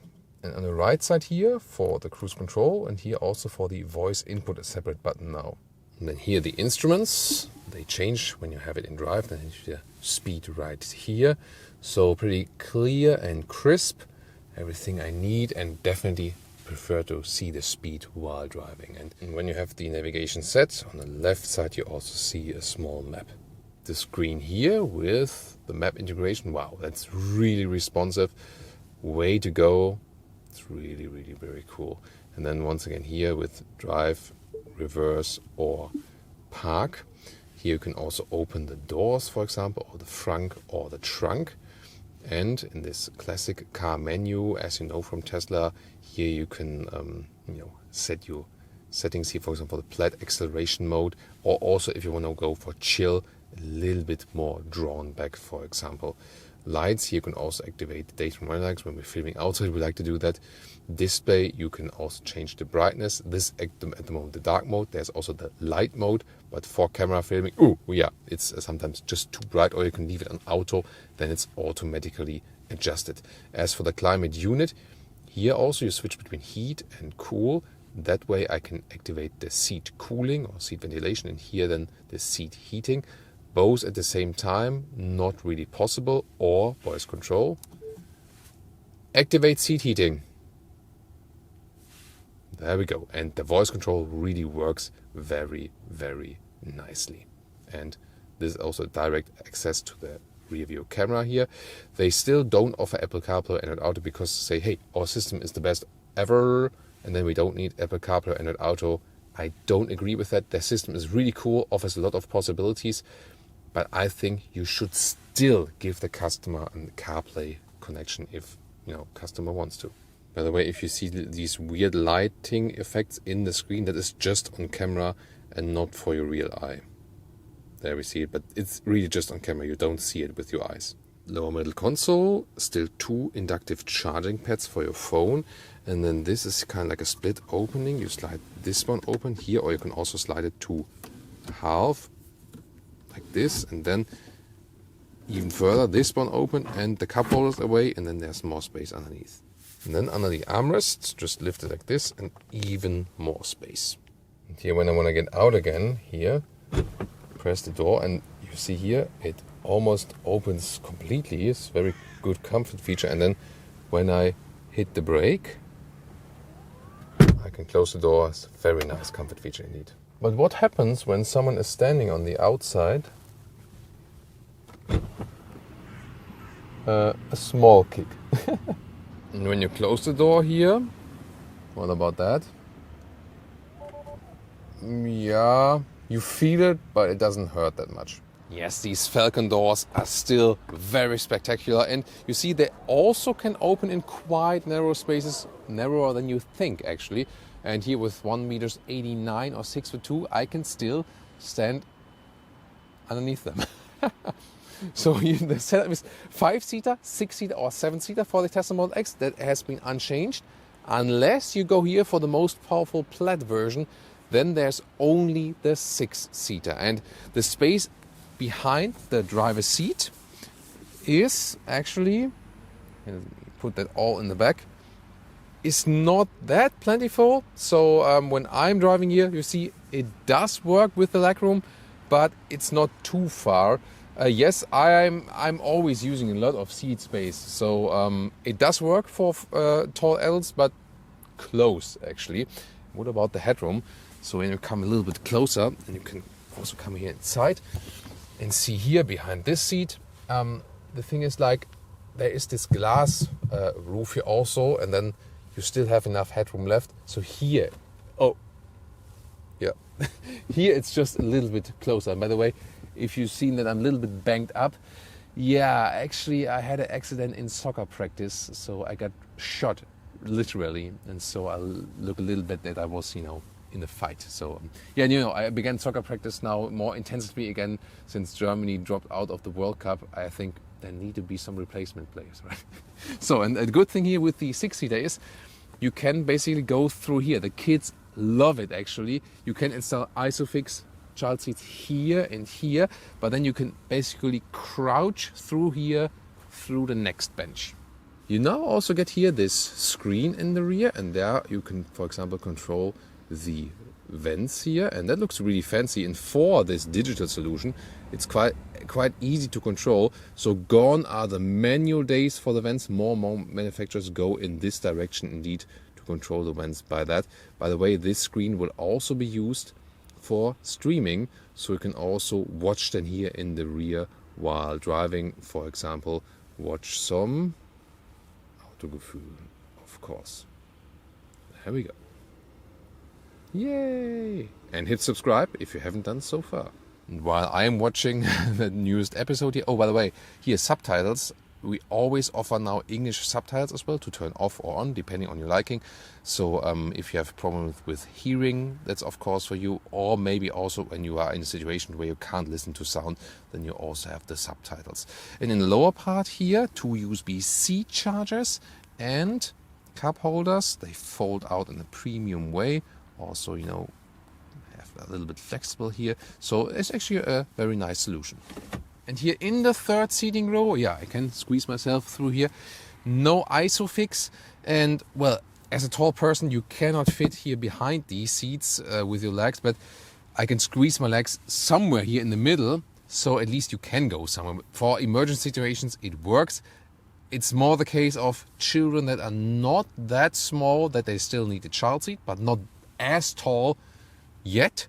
So something in between, and then you just have this flexibility. You know, the German manufacturers with their EVs quite often do not offer a frunk. Here, of course, they do. A lot of space then here also in that front trunk, means trunk.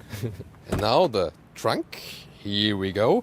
And the width here is about 1 meter or 40 inches, that's good. Here a cabin trolley fits in behind the third seating row as well. You press these buttons then here to release them, head restraints fold, and then you can push them like this. Then you have this normal trunk length, which is to these seats here. It's like 115 in meters or 45 inches. And this is then here a very big hole in the trunk, like really massive space. Then of course also for charging cables and so on. And well, you could move these here a little bit more forward. And the advantage of the through bench is that you can fold it, but in this case then here with the captain seats in the 6-seater setup. Well guys, I want to start this Thomas's driving lounge with the Tesla Model X with the German Autobahn, because this is the plaid model and we know it from Spaceballs. Just after Ludicrous, there's only plaid, this grid. And well, when we're getting on the German Autobahn here from 40 kilometers an hour, let's see if I'm in a safe way. We have a lot of traffic here today, so we have to wait a little bit behind this one, and let's go.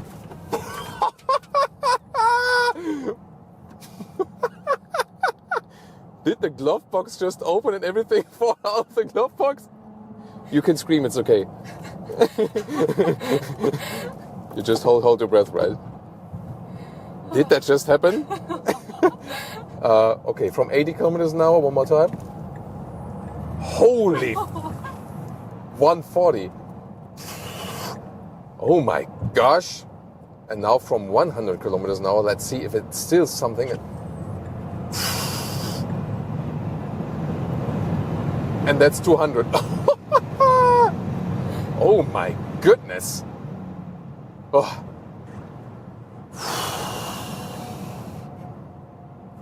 You know, I'm used to driving fast cars, but this is getting the adrenaline heating up for me as well.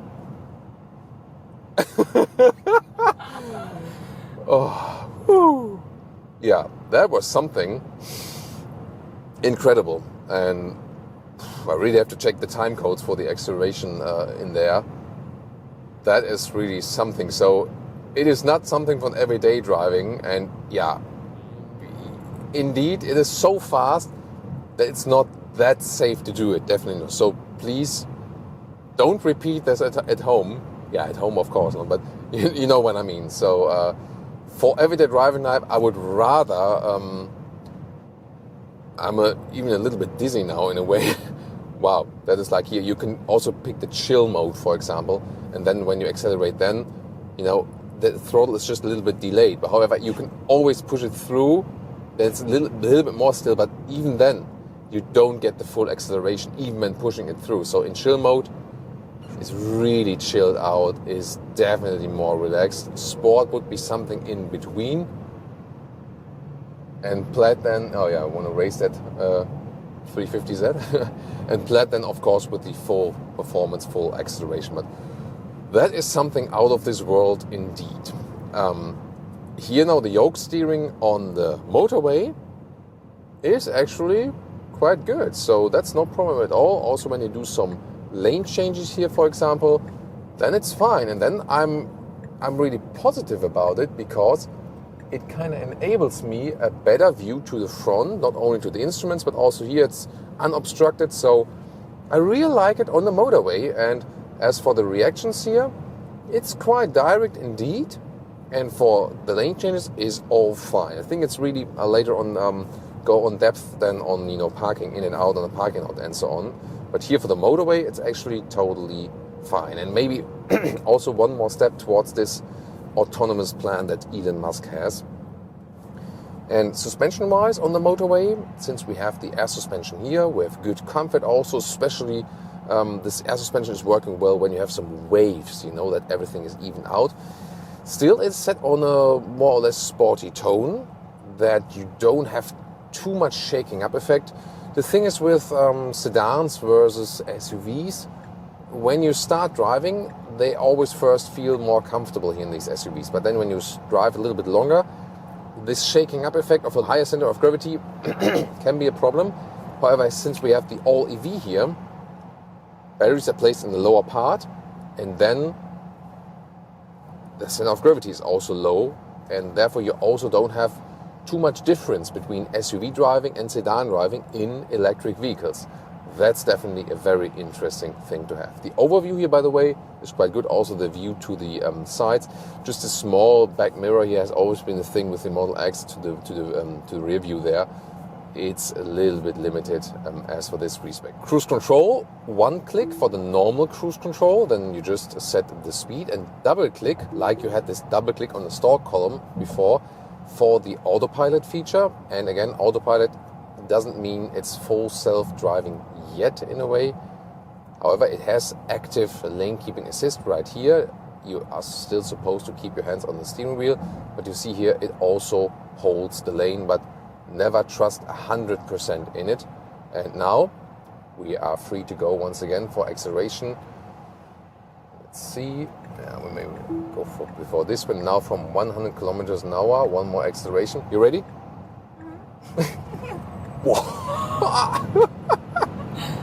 Oh God. 200 kilometers an hour, 125 miles an hour. It's like nothing. It's really like nothing. Yeah, and when this white bomb comes from behind, you better make free way for this one. Wow. It feels kind of futuristic as well to control it with the yoke steering wheel. So it has, to me, not only pros and not only cons, it has both basically. And yeah, this one here, Model X and Model S, especially since you don't have this sound feedback, it is one of these vehicles, because it's so extreme in the acceleration, that it tends to make you a little bit sick, even though when you're the driver. Usually it's just the problem of the passenger. You still okay? Mm-hmm. Yes. It's fun? Yeah. Yeah. Hey, so it's a way to impress your passengers. So, yeah, but this car is really, you know, it can make you sick while being a driver. Usually it's just a passenger problem, because the passenger doesn't know when, you know, you start to accelerate, when you start to steer and so on. But here it's so extreme and you don't have that sound feedback, so this can actually happen. But it's a lot of fun. It's great to steer around, really direct. You have to be careful with the steering, because especially at higher speeds, it's not that natural. It's more like an arcade feeling, computer game feeling, fits to the yoke steering wheel. So then when you're driving fast, there are kind of sudden steering movements, so you have to be really gentle. And also when you want to keep, you know, want to care about your passengers, be also gentle with the throttle and gentle with the brakes and with the recuperation and so on, because otherwise they will get sick a little bit more. So especially because there's always hard recuperation here with the Teslas. You lift your foot off the throttle, there's significant deceleration. Oh, and there's another Tesla Model X behind us. There you can also see the pre-facelift, pre-update changes. Yeah, you can't see that here at the moment, but there's like this black bar in the lower part. Very good to see that. So thank you for driving behind us, that I can compare it. Wow. Whew, what an adrenaline ride here on the German Autobahn, on the motorway. There's the Tesla Model X, that's overtake. Oh, and also with the chrome and so on, you know, there you can once again see the difference. Wow, yeah, a lot of fun here also with the lane changes. Definitely a performance fun mobile. when you drive that fast, really use that acceleration, then of course you're also higher in the energy consumption. Yeah, most of the time probably you won't use it every day, but when you have, or when you need the power, then you always know you always have it more than enough and more than anything other combustion powered here on the road. Well, what about easing this car in and out of the parking lot? So I feel like a real shifting lever is always a more connected experience to the vehicle. So it works here with the screen, but I'm not too happy with it. But it's also not the big problem or something. But here then, you know, when you, I think that the steering wheel concept here, it could be cooler when it's a little bit smaller, I would say. And then here easing the car in and out of the parking lot, I'm not sure how it looks like on camera, but it kind of feels a little bit weird. Yes, you will get used to it, definitely. And here, for example, yeah, the good camera system here, but it doesn't feel that natural when you're going left and right again. So for parking in and out, I would definitely prefer a normal steering wheel that you can, you know, better grab around and so on. Yeah, that doesn't feel that good. However, when you then start normal driving and so on and do like this and this, then it's actually no problem. Of course, the better view to the screen here is only when you have it straight like this. As soon as you go like this, then it's really blocking everything. So yeah, kind of a little bit of mixed feelings about this yoke steering wheel. I would really be interested to hear your opinion from, maybe you have already tried it yourself in your Model S or your Model X, and if not, what do you think from seeing this then here while we steer it around? Is it something that you would fancy, or is it something that, what you say, like, when it's like this, no, I don't want that at all, actually. So then here a little bit of city or street driving. Also with the turning indicators, it takes a little time to get used to that. Here, for example, it doesn't feel that safe while driving, you know what I mean? Yes, when you are in a Formula 1 car and have this kind of steering wheel, it's cool in a way, but they are also a little bit more progressive then, so maybe more progressiveness would be cooler than here for this steering wheel. Yeah, the turning indicator thing, you get used to that, and visually that everything is reduced with no stall columns and so on. That's actually also a cool thing in a way. But it also reduces, once again, physical interaction with the car. I do get these new technologies and so on, but for me, myself, I'm not sure if it's the same for you, but I like more physical interaction, yes, with humans as well, as with vehicles. So I like to touch things, you know. I think that's a human thing, so I'm not sure if this kind of like dehumanizing the vehicles, if all of that technology really adds up to an advantage, you know what I mean? By the way, I'm still in this plaid mode, and when you are gently controlling the throttle, it does work, it's no problem, you can get along with that. However, if you're not on a demo tour with your friends or here showing off in the car review, I would rather recommend to get to the chill driving mode, because then you just drive this car in a more relaxed way. It will also be then a little bit more efficient because you don't hammer the throttle that much. And in the parking lot, for example, everything just will be smoother from the reaction. As for the comfort while city driving, by the way, so I still try to... Where is that? Where is that? Ah, yes, I have to press it. Yeah, that's one thing you will get used to, definitely, over time. So as for the suspension here, when you have some smaller bumps on the roads and so on, air suspension is definitely good to have it, and it's better than in the Model Y, like 100 times better than in the Model Y, where you don't have air suspension. But here with the 22-inch wheels, that's with every brand, when you have these extremely large wheels, you feel these small bumps in the road a little bit more. So for more comfort, I would advise to stick with the small 20-inch wheels. Yes, you lose the visual show effect, but you will gain comfort. And back on the motorway here, the aerodynamic form of the Model X also plays a good role. For example, it's also reasonably silent in here, and they now also use active noise cancellation here in that interior. Really interesting, because I'm usually not a fan of that. In a lot of vehicles so far, it has been a very unnatural experience. So you felt like you have this vacuum next to your ear. Here, it is very, very silent in here, but they haven't integrated in such a strong way that you would have this strong vacuum effect next to your ear. So I think so far it's fine. What about you? Do you think it's okay, or do you feel like any unnatural vacuum feels? So yeah, she also agrees, and yeah, that really brings down the noise level even further. And what about the fuel economy?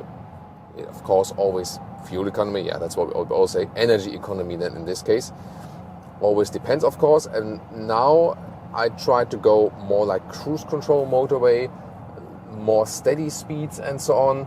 And then of course you can score some good figures around, yeah, some 22 kilowatt hours on 100 kilometers. So some 30 something kilowatt hours on 100 miles. That indeed confirms this earlier estimate of round about 450 kilometers of range, or like 280 miles. So once again, the Model S will come a little bit further.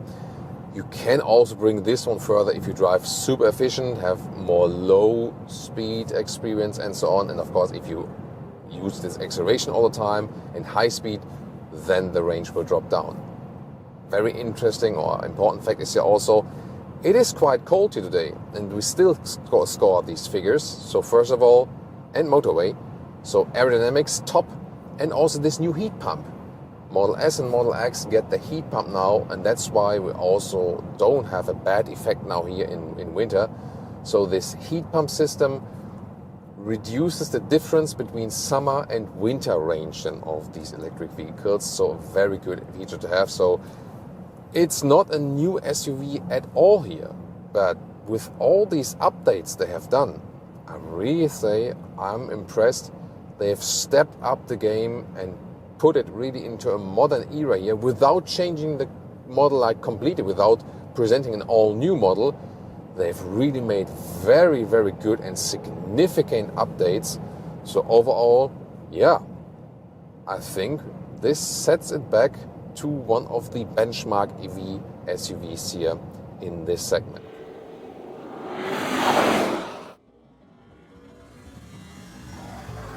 Here we go. Oh.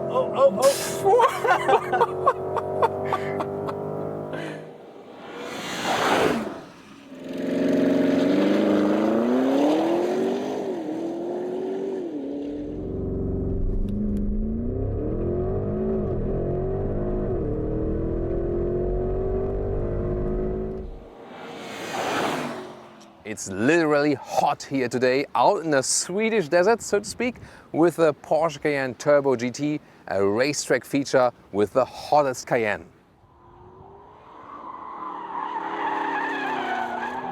This quarry, they Whoa, bought look an at old that. quarry. Oh my God, look at God. What?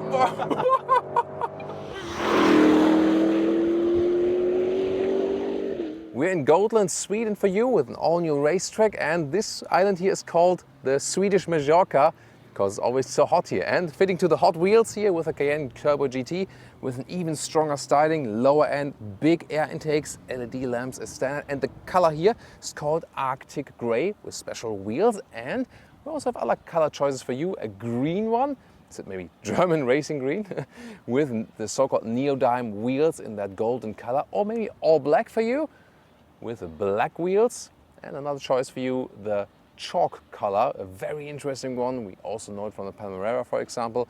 That one then with blue wheels, so even more individualization possible. Oh hey, well, what about the white one here with the golden wheels? That's a fancy combination, isn't it?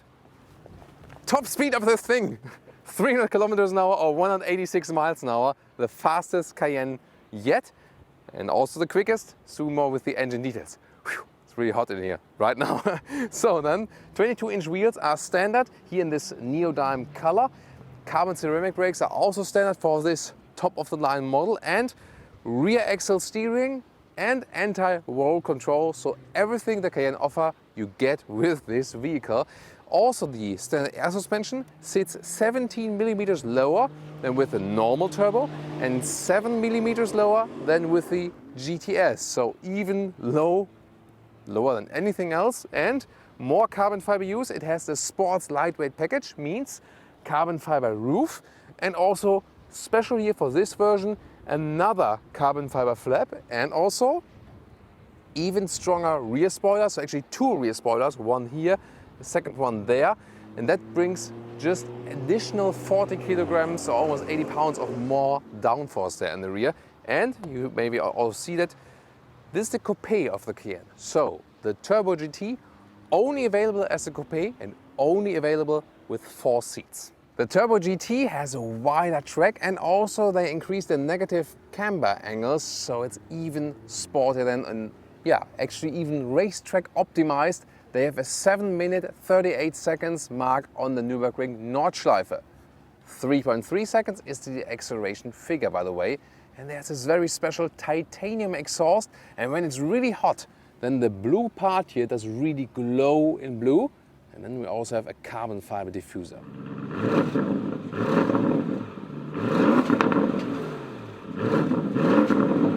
Under the hood we have a 4-liter V8 bi-turbo, 640 horsepower in this case, of course all-wheel drive with rear-wheel biased. And if you know that one here from the Audi RSQ8, yes, you're exactly right, it's the very same engine. And as I said, 3.3 seconds is the acceleration figure.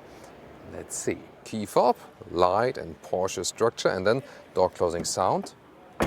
Very solid, and it also has here the option of soft close. Ta-da! Here we go. And then the interior, full of Alcantara. That's how we want it when it's racy. It's the raciest material, both for the steering wheel here, contrast stitches on the inside, and also a yellow 12 o'clock mark right there on the top part. That's beautiful. And then the Alcantara seats, also Alcantara on the middle, and even in a perforated structure for even more breathability while racy driving. And we also have the Turbo GT stitching at the seat. There are still some animal shares, but most of the interior is indeed Alcantara. Also the ceiling all the way around, that creating a beautiful and cozy but yet racy atmosphere. Also here the Porsche logo stamping on the middle console right there, and also here the grab handles, even with more Alcantara. So it's to me one of the best Porsche Cayenne's interiors I've seen. Yes, it is dark and bright is a little bit fancier, but for a racy interior here, really beautiful. And we maybe also here in the background we have some workshop atmosphere going on here now. In the interior overview we can clearly see the lovely racing features here, another Alcantara covering here for the dashboard, then special backgrounds here for the analog clock, for example, and also for the instruments, which are digital left and the right side, for example, then for the map. Then the central infotainment screen, PCM 6.0 with Android Auto surprise coming up very soon. Steering wheel with a great microfiber grip, it's the best. No doubt about that. Cozy and at the same time racy. And then we also have the drive mode select directly at the steering wheel here with the red button for this overboost function. Middle part, high gloss black, yeah, a lot, but at least we have still manual control of the climate unit. Glad to have that. And then the typical cup holders for the Porsche and so on, and also then the armrest, which can be opened for the USB-C connectors. Infotainment system here with a map, and somewhat responsive, but I've had it recently in Cayennes that it sometimes failed the whole system. I hope this recent update here, the all-new update, will better that. And here you can see the island of Gotland on this island in Sweden. Yay! Android Auto for the Porsche, first time. And here we go. This is the integration. Looks like this. Apple CarPlay is possible also wirelessly. Here the Android Auto just with the cable. And I think it's actually quite clear and visible, this integration. Sometimes it has slow moments, but at the moment actually it's working quite well. So Android users can now also buy Porsches. When you're using the driving modes here, for example, go to sports mode, then the sports exhaust system also is active, even more boost then. Also the suspension changes, and also here in the Sport Plus and so on. And here we can extend the spoiler here also when stationary for show off or maybe for cleaning and something. It looks quite fancy indeed, But even further, it only goes then when driving really fast. Just love the seating position here in this platform. Porsche Cayenne, Audi Q7, Audi Q8, VW Touareg and so on. It's upright, it's a full-size SUV, easy entry. As a tall adult, no problem at all. And headroom here with runway is 86 or 6.1. Plenty left and electronic control of the steering wheel. What about if you're a little bit shorter? AJ is coming up, checking out here. So, some opinions from my perspective. I'm 5'8" or 1.73 meters, thereabout. Well, I don't really feel like I'm lost in this car. It's a really slim and low dashboard, so it's not jutting out too far. The windshield, unfortunately, isn't very tall, so you still feel like you're looking through some sunglasses. But on the whole, the seating position, even with the seat all the way down, is really comfortable for me to see outside through the front and the side. In the rear we can see it's 4 seats only. In the middle part we have just this carry hole or something. No middle seat, but most of the time probably you can actually live with that. And this single seat setup here is actually racy, looks great, and is also at the same time quite comfortable. However, in the SUV you would have more comfort, not available here in the Turbo GT, because here with the Coupé they made the bench a little bit lower and a little bit different from the angle, so they can still offer decent headroom. But by that you lose a little bit of comfort, but still definitely bearable. At the end of the day, you need to put your racing gloves and helmets and overalls somewhere in the trunk. And you can see here, although it's racy, it's still somewhat a useful family vehicle if you want. The Coupé is a little bit limited in height, but still somewhat okay. Meter of 40 inches in width and also a meter of 40 inches in length. And you can see here, the cabin trolley is no problem even in a vertical way.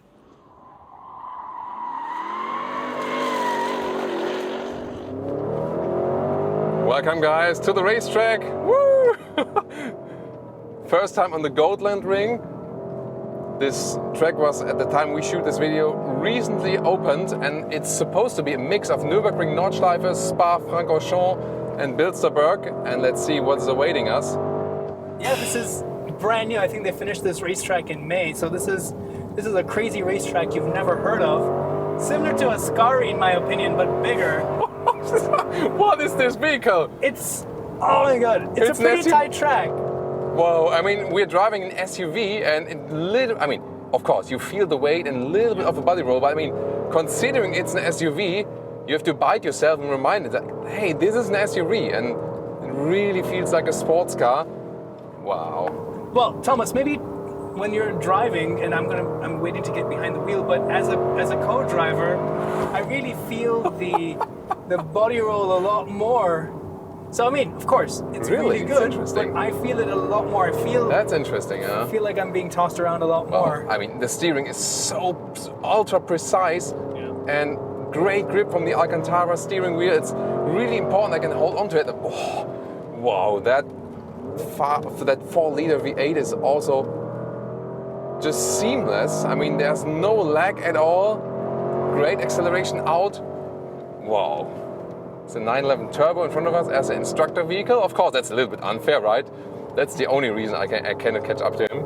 I can also feel the rotation, so that torque vectoring, wow, look the at rear axle. This quarry, they whoa, look at that! Quarry. Oh my god! Oh my god! Woo! Oh incredible my god! Compression as well. Yes, totally in the compression. 200 kilometers an hour, went 125 miles an hour. Now it's like this. Wow! They put it, on purpose here, that you have like this shaking up process, suspension testing at its best. Now between the apex. Wow, this track is amazing. I mean, what the hell is this? Who built this and why? Obviously, we see it. Oh, we're shooting in the sky. I don't know. God! Oh my goodness. They really took just an old quarry, I bet. Holy because there's so much rock everywhere, and then they decided, hey, what do we do with this leftover quarry? Let's build a racetrack. Yeah. There's so much elevation change in just that section of the track. Yeah, sometimes you feel like you're on the moon or something. Yeah. And we're shooting up in the... Whoa. That titanium exhaust is really... getting louder. Whoa. Oh, this is Nordschleife now. Yeah, the That's carousel. that's I the can carousel. recognize this. Screaming tires, but it's really a soft compound we have there on there, you saw, Very right? soft, yeah. Whoa. But so much grip, so much Wow. composure. I mean, yeah, the grip that this car is offering here at this racetrack is amazing. And I mean, do you feel how it goes around in the corner? It really On the is rear- braking wow. physics. It's just, you know, it's like the rear axle and the front axle are intelligently working together to give you the best cornering precision. Holy moly. This is, I mean, wow. Thomas, you're seldom speechless, but Yeah. I find you quite excited at the moment. Yeah, I mean, it's for sure a part of the racetrack, definitely. I mean, this racetrack is absolutely insane. It's absolutely insane. And yeah, I heard it would be challenging, but it is indeed. And it's kind of like the best of racetracks, kind of, you know? Yeah. And Greatest hits. yeah, and I mean, there's no doubt. A true sports car like the 911, for example, it will still be better on this racetrack than the Cayenne. There's no denying the fact and then no denying the physics in a way, you know. Yeah. But for an SUV, I guess that is as good as it gets at this moment. I don't see an SUV can be sportier than this, you know. So really impressed. So I mean, at the time, you're right, AJ. You feel the body roll, feel the weight of the vehicle, and it's in a way, seating-wise, it's more comfortable here on the racetrack in the Cayenne. But of course, you know, G-force-wise, it's more comfortable in the sports car on the racetrack, no doubt about that. But once again, I think it's a good example of what you can do with an SUV when you tune it to the max, and you will feel when you get to drive it. The moment you get on the throttle, the car gets lighter. You know, it helps the car so much more to get around the corner. So, proof of the rear wheel bias of the all-wheel drive. Yeah. Look at that. I mean, of course, it's all-wheel drive, so I can even more accelerate in the corners. With rear-wheel drive, we would rather, you know, wait until the exit of the corner. And here with all-wheel drive, I can sometimes, you know, I'm halfway out of the corner, I can already hammer the Oh throttle. no, this part of the track again. Yeah. Thomas, here we go. Wow, that looks Hold on amazing to with your water. lunch. Whoa, my goodness. I felt the traction control cutting a little bit. I heard it because Yeah. I think, well, we're not airborne, but we were Oh going to lose my traction. God. So bumpy here. Oh my God. The car's just like jumping. 200 kilometers now, 125 miles. Oh.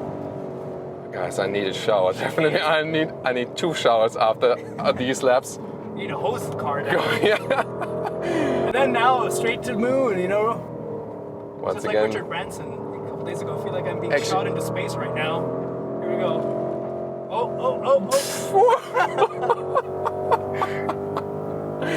oh my goodness. Oh, what an experience here, what an experience. So, you want to try that thing? Hell yeah.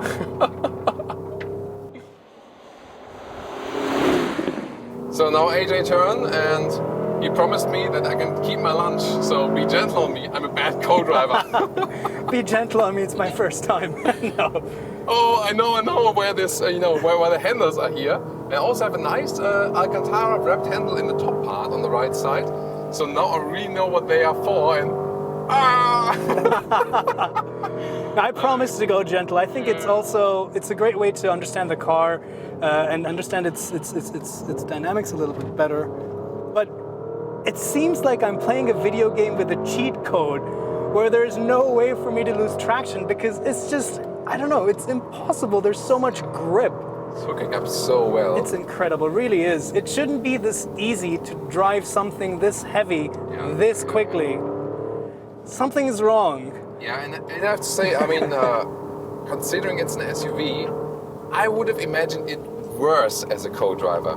But I mean, yes, you feel it's no low-seating sports car. Mm-hmm. I mean, time-wise, you can score really good lap times here. Yeah, I mean, as a driver, I'm a lot more focused. My body is always leaning in. Yeah. I'm in the zone, right? So for me, I don't feel like I'm being tossed around so much, whereas you would as the co-driver. Roller coaster. This track is just ridiculous. It really feels like you're on the moon. It's absolutely ridiculous, this track. It's probably the most ridiculous track I've driven. Yes, We've been to a lot of racetracks. Yeah. I mean, Nürburgring many times, and then some others. This really feels like the moon because of the white rocks, and then like these huge craters. It's really distracting, this gorgeous drop and this pond on the left, but you gotta keep in line here. Take your focus, on the right there, like... Yeah, otherwise you're gonna be in the wall. Yeah. But yeah, the steering, Porsche steering is always impeccable. This is no different. Along with that torque vectoring differential and rear steering, it really is continuously manipulating the way the rear wheels are pointing, and it just helps you rotate the car so easily. That four-wheel drive as well, which can shuffle power, and that anti-roll, that active body control with those active anti-roll bars. Yeah, really, I think it just really straight, man. It shouldn't be this easy. The seats are really, holding me in place really well. The braking also, by the way, is really good. It's again, the car kind of wraps itself around you.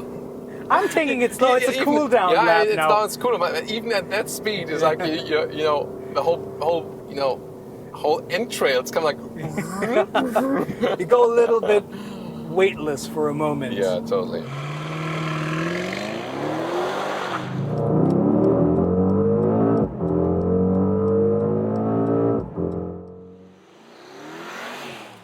Today it's time for one of the most striking SUVs out there, the Mercedes GLE 63S AMG Coupé Autobahn ride inside.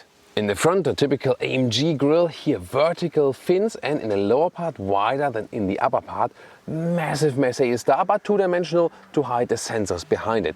Then we also have black contrast in the lower part, huge air intakes here, and the multi-beam LED, 650 meters of high beam performance is already included here in the top AMG spec. A striking side profile with these 4 meters 94 or 194 inches.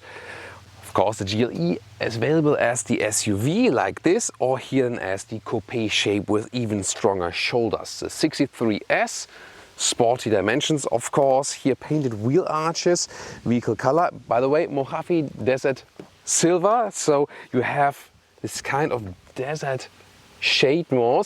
And the funny thing is, with boring vehicles, this vehicle color makes it maybe even more boring. But with sporty vehicles, it has something very special, doesn't it? Especially then in the combination with the black wheels. 21 inch would be standard. These are the optional 22 inch and optional carbon ceramic brakes here. Of course, very expensive. And then with these golden brake calipers as a contrast. Then we have the night package, so even more black in the lower part, and also black mirror caps. This is an option.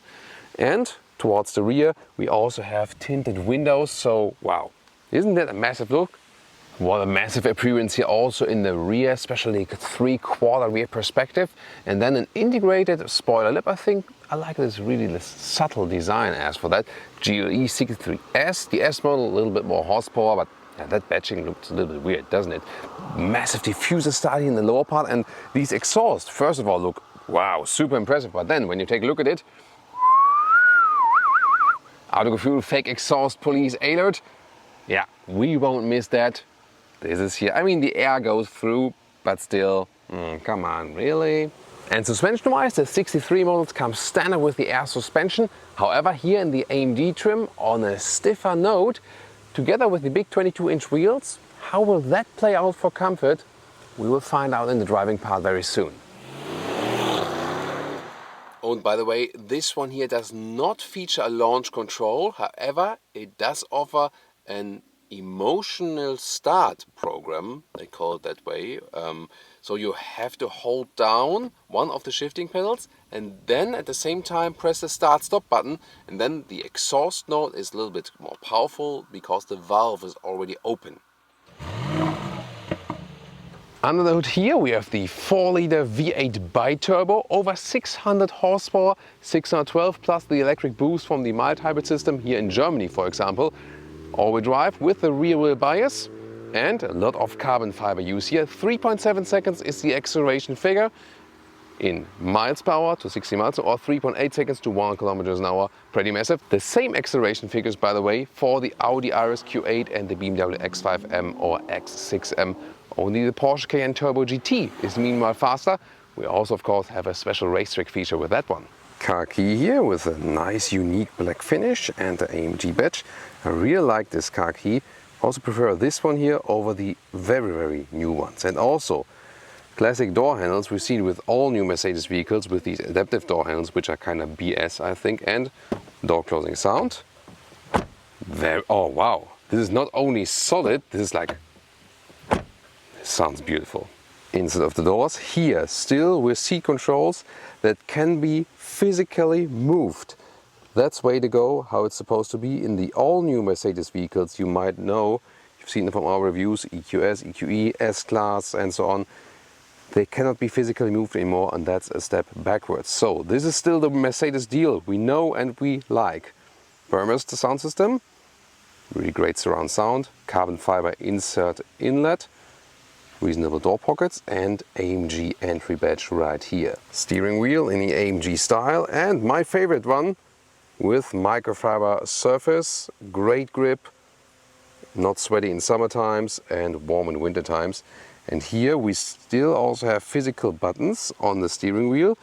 They're really high class. There is some kind of touchpad here on the top part, but that's actually quite well to control. And also on the right side then, for example, for the volume, this is how we need it and not like in the all new models. At the moment all is blacked out and you can see here the screen kind of forms one unit and will of course then change from the visual appearance when we turn everything on. Seats in the 53 AMG in the US, you can still get a full Artico seat if you want to go animal free. Here in the 63 models only animal skin is available. There is here some microfiber trim on it, but the main part then is animal skin. Getting inside, shoe tab with the black microfiber shoes fitting to the black microfiber steering wheel. Yeah, so you know, everyone needs, you know, their own hobbies. That's mine. Then upright seating position here, and although this is like the AMG version, you still have a comfortable seat ergonomics and also a good king of the road seating position. The GLE for that reason is one of my favorite SUVs because it gives you such a relaxing experience. However, in the driving part we'll test it, how it moves to the comfort sport compromise in this AMG version. This will be very exciting. Electric control of the steering wheel when we turn on the ignition. There we go. So here now, steering wheel up and down, in and out. Also electric controls on the seat, I already talked about that. And 186 or 6.1, we can move the seat a little bit lower. This is the only thing, when the controls are on the inside of the doors for car reviewing, it's not that practical. Otherwise it's really cool. Here enough headroom with 186 6.1. Nice microfiber ceiling here from the inside of course as well.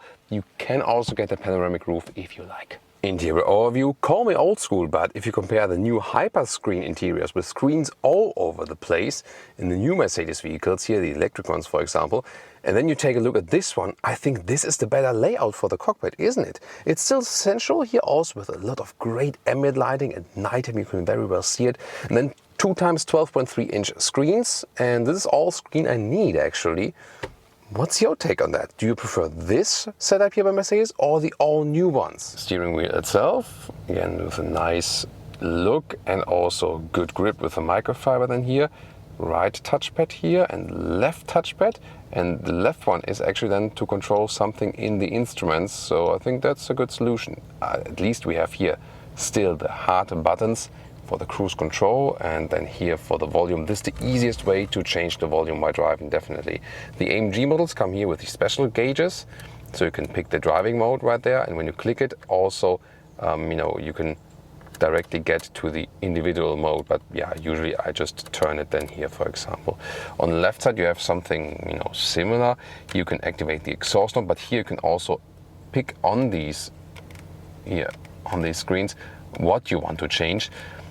Most of the time I leave that and just turn the driving modes right here, and that's it. The digital instruments with a special AMG gauge, big speed in the middle, and then you can adjust what you want to see. You can also have the map here inside.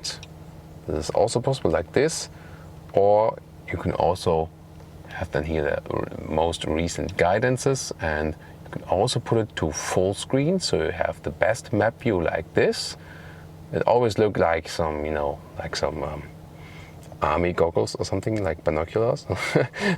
What's your take on that? And of course you can also go back to the classic gauges, for example, if you rather prefer that. So you don't have to go for the AMG performance gauges. So these show you also like some boost and something, but you can also, if you like, just go to styles and displays and then go for a more classic appearance like this. Or then Super Sport, this is also possible, looks a little bit more tech-alike. Most stuff is already included in the 63 model. The head-up display is not still an option, and here you can also get like this performance head-up display view. Infotainment system here with performance gauges, so when you turn on the engine here, and then, yeah, race mode, why not? See also the car is shaking now a little bit when there you can see engine torque, engine output and so on, kilowatt and horsepower. That's pretty fancy, isn't it? And then to the main menu, like this, MBUX. Let's take a look at the GPS, like here. And I can also control it here with my right thumb, by the way, with touchpad. But this is kind of like an okay touchpad. And the other possibility is then from down below then another touchpad. So different redundant controls as for that. And inside the map, you can see here it's kind of responsive enough, definitely. And let's ask the Mercedes. Hey Mercedes. How can I help? Drive me to Frankfurt am Main.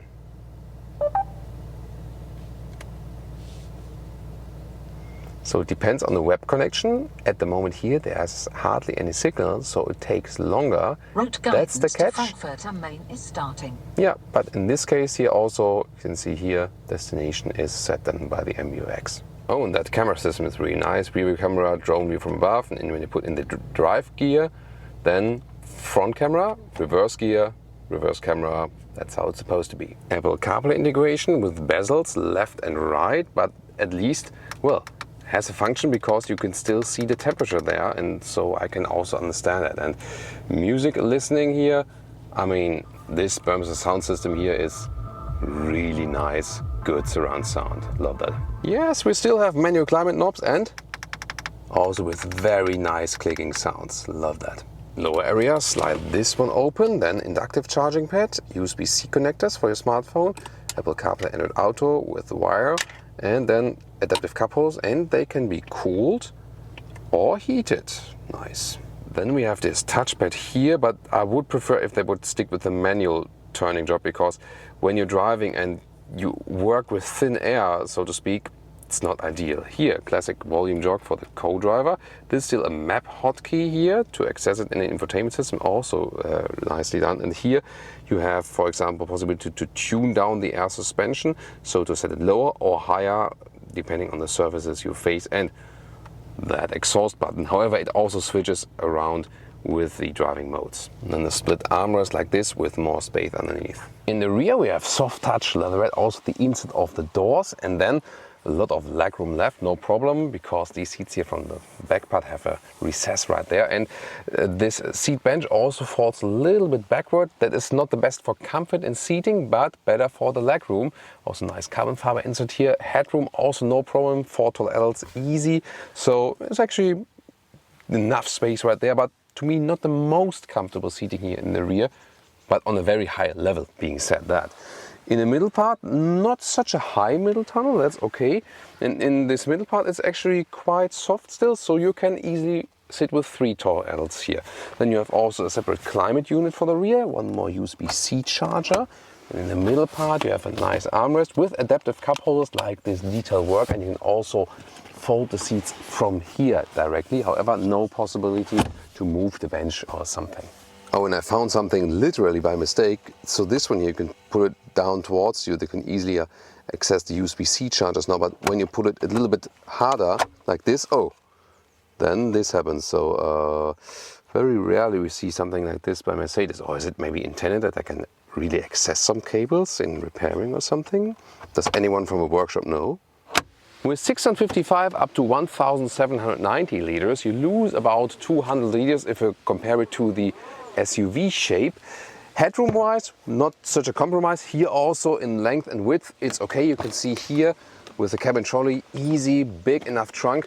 Height-wise, of course, it is something of a compromise. So the SUV goes a little bit further right there, whereas the coupe shape is falling down. This then is a problem, you know, when putting things like this, still okay, but when you put them like this, in the SUV it would still fit, and here it starts to get a problem. But again, not such a hard compromise. This one here to be folded, this cover than there, and you can here actually just lower the vehicle with the air suspension to have an easy access. This is a 12-volt power supply here, but there are no possibilities to fold the seats. You really have to reach over or do it then from, you know, from the seating area. This hatch here opens really high. You know, this way, of course, I can still stand underneath it. That's good. However, it might be a problem for the height of some basement garage. Electric tailgate closing and very sensitive. Mercedes really does that very well to have good child safety for that. And what I also did is I restricted the height of the opening for my basement garage, so it stops right here. Good boy. Because when you press and hold the stop button here, then you can really save this position. So you move it manually in that position you want. It's not too easy because the electric motor is always picking up again, so you really have to hold it tight. And then hold, here, press and hold, and then you hear like a, there it is, and then it saves this position for the next time. Damn it. Now I reset it, I'm not sure what, I have to do it all over again in the basement garage. Okay, I changed it just for you here. Welcome to Thomas's Performance Driving Lounge, here with the Mercedes GLE Coupe as the 63 AMG version 63S. More than 6.5 horsepower from this 4-liter V8 bi-turbo, and we'll go to the race mode and start from 40 kilometers an hour to whatever, car passing by, and let's go.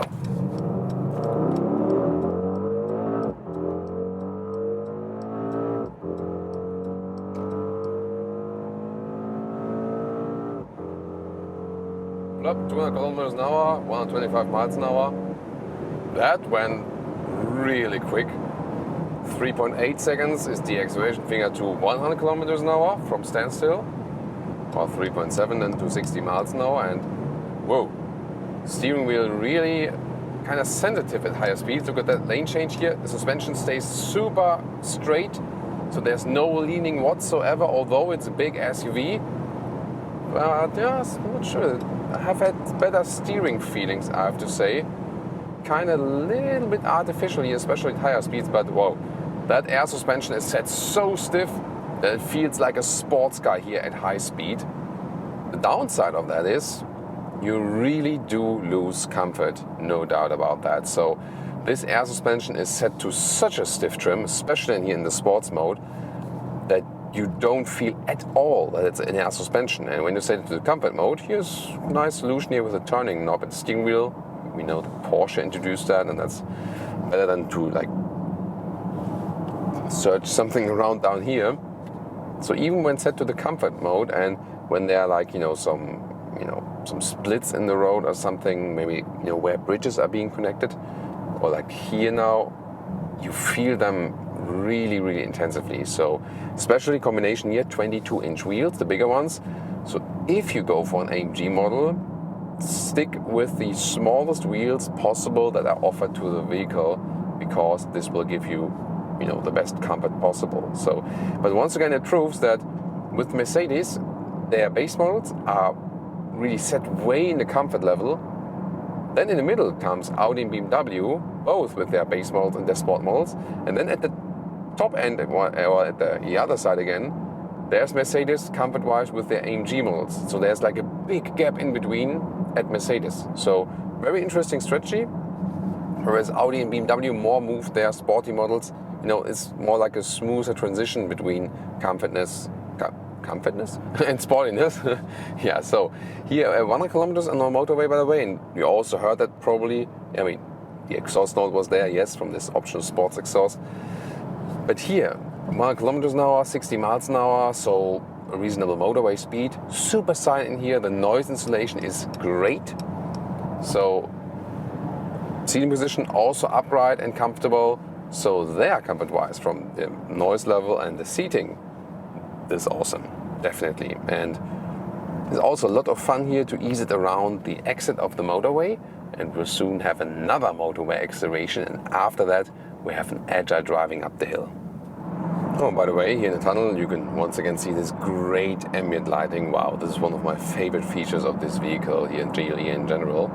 Cruise control set, keeping the distance to the car in front of me, and there's also blind spot monitor, and we have a red triangle appearing in the side mirror. And the lane keeping assist is not obtrusive at all, it's rather kind of passive, so to speak, because this car is in some ways a little bit old school and still set on something like this.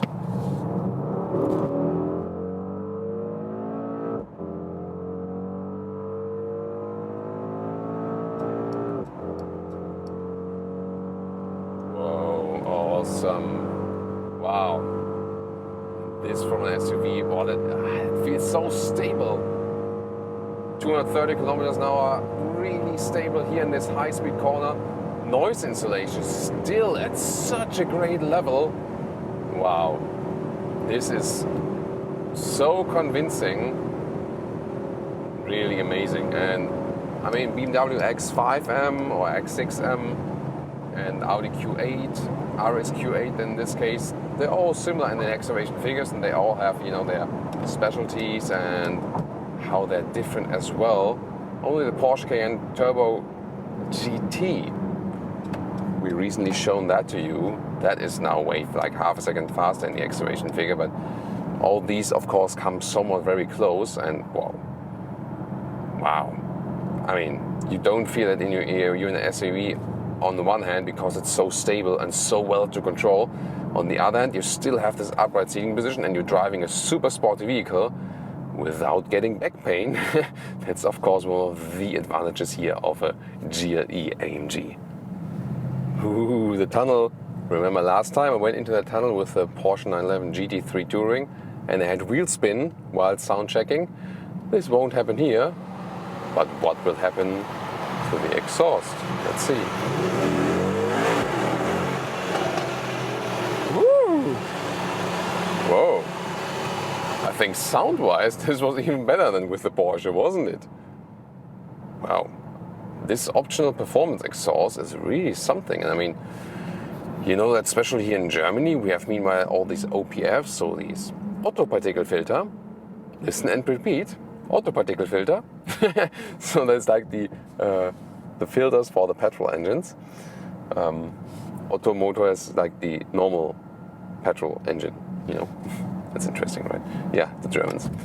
So, and although these are in place now, and this is even a mild hybrid engine, and it has cylinder on demand, so sometimes you also see a symbol in the instruments that you're running on 4 cylinders for fuel savings.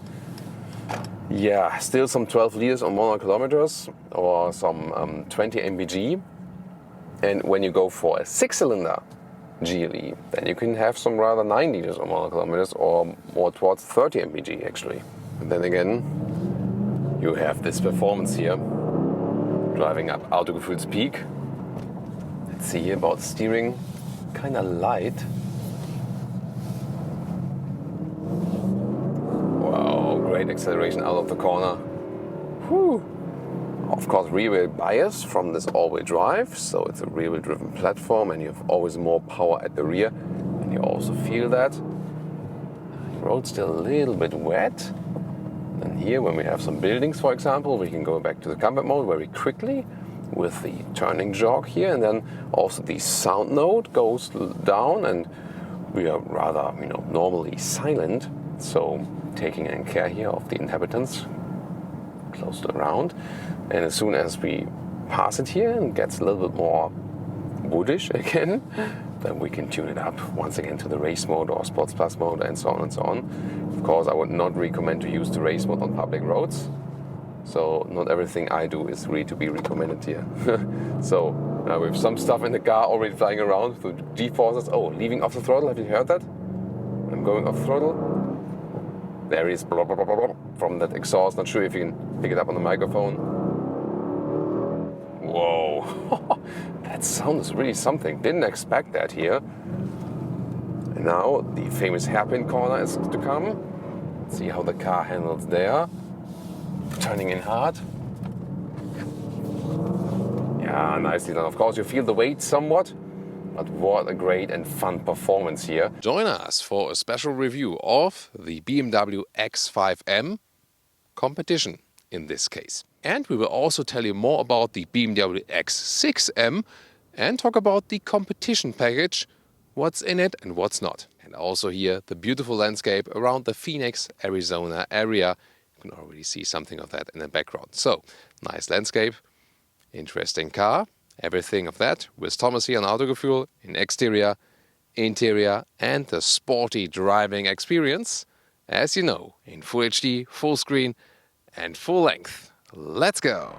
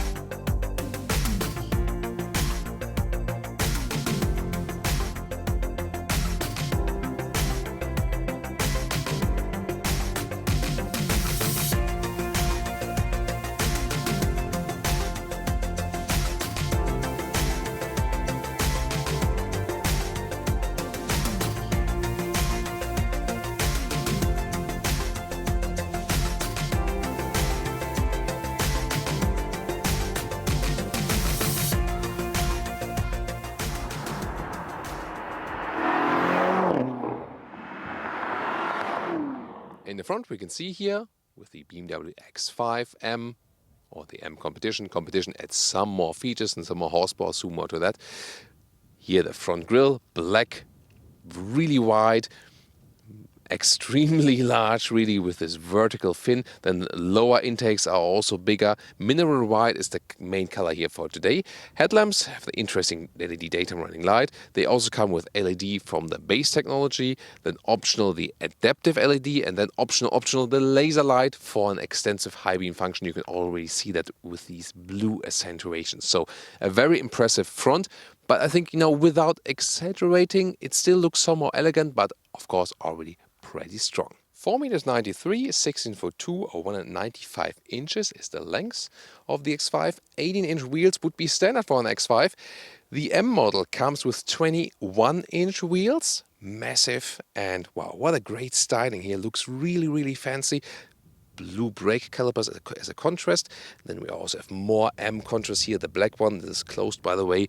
The side mirrors in the sporty aerodynamic way. This is also pretty cool. Tinted windows. The main design raises up here. So the X5 overall a very beautiful SUV, but rather classic styling.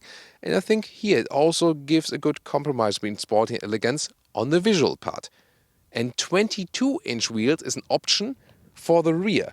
Then with 315mm tires. Wow, that's almost truck-alike. Brings even more traction to the ground. Yeah, but of course reduces the comfort even a little bit more. And we have the wheel arches paint in vehicle color, and technology-wise, it comes directly with the adaptive suspension in an M stiffer setup. Air suspension is not available for the M model, which you could usually get, also for the M50i, for example. And the rear axle steering is not available too. So they said they wanted to keep it rather pure, and also with these big wheels, it wouldn't have worked that well. So that's what the engineers said.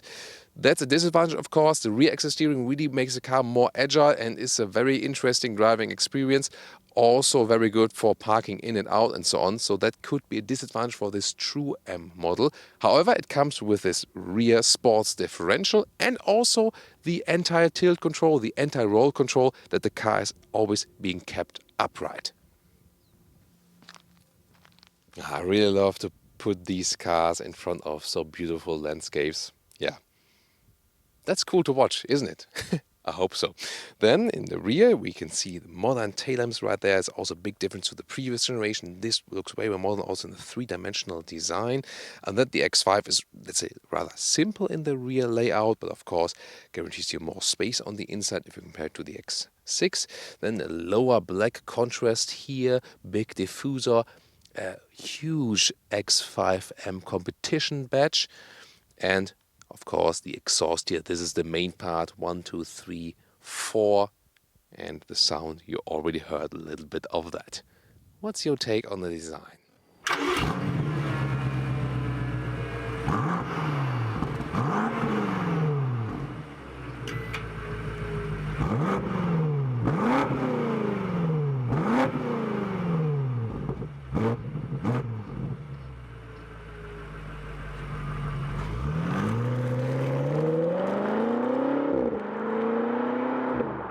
For the X5 in general, you get 3-liter 6-cylinders, both diesel and petrol, and they actually score quite well for the normal daily use.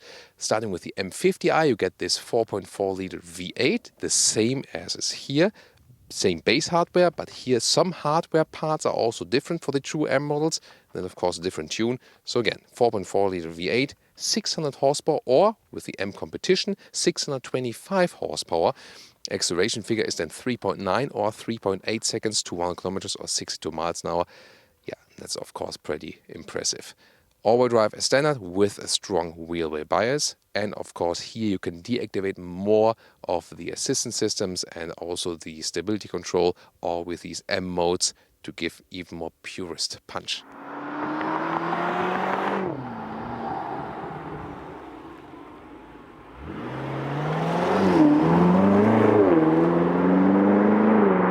So now to the BMW X6 M, here also in the competition. In Germany, for example, the X6 is only available with the competition package. The X5 is also available without.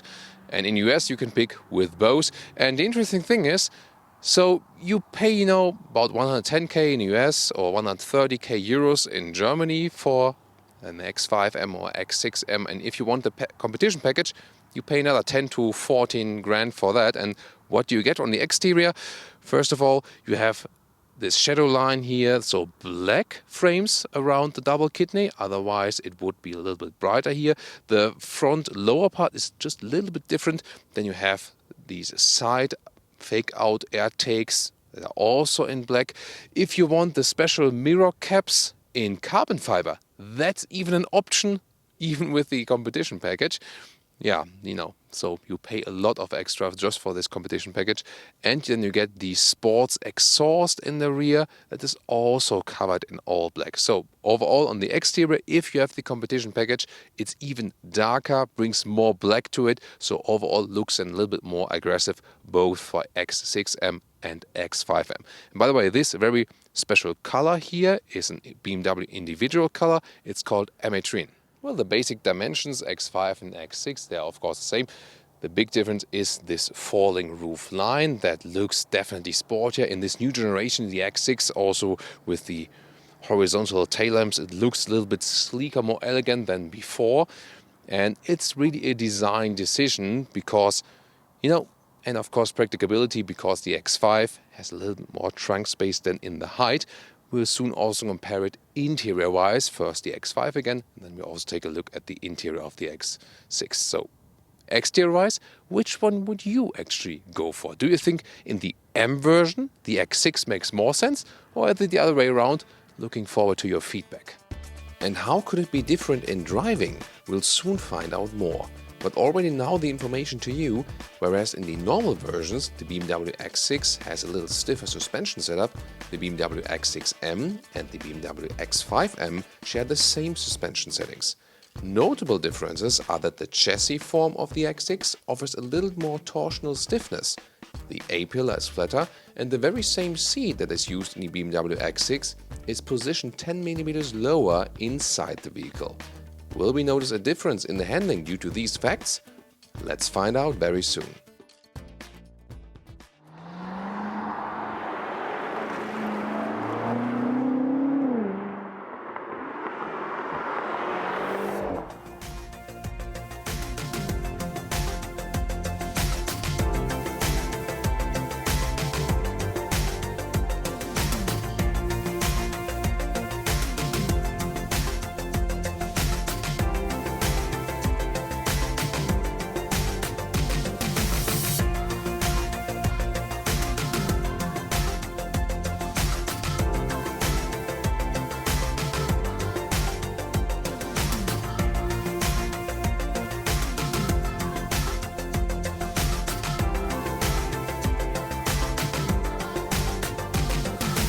This is the car key, and here with some M colors at the side, and you close it here when putting your finger on the top part, and then you open it again when you put your hand on the inside. Door closing sound.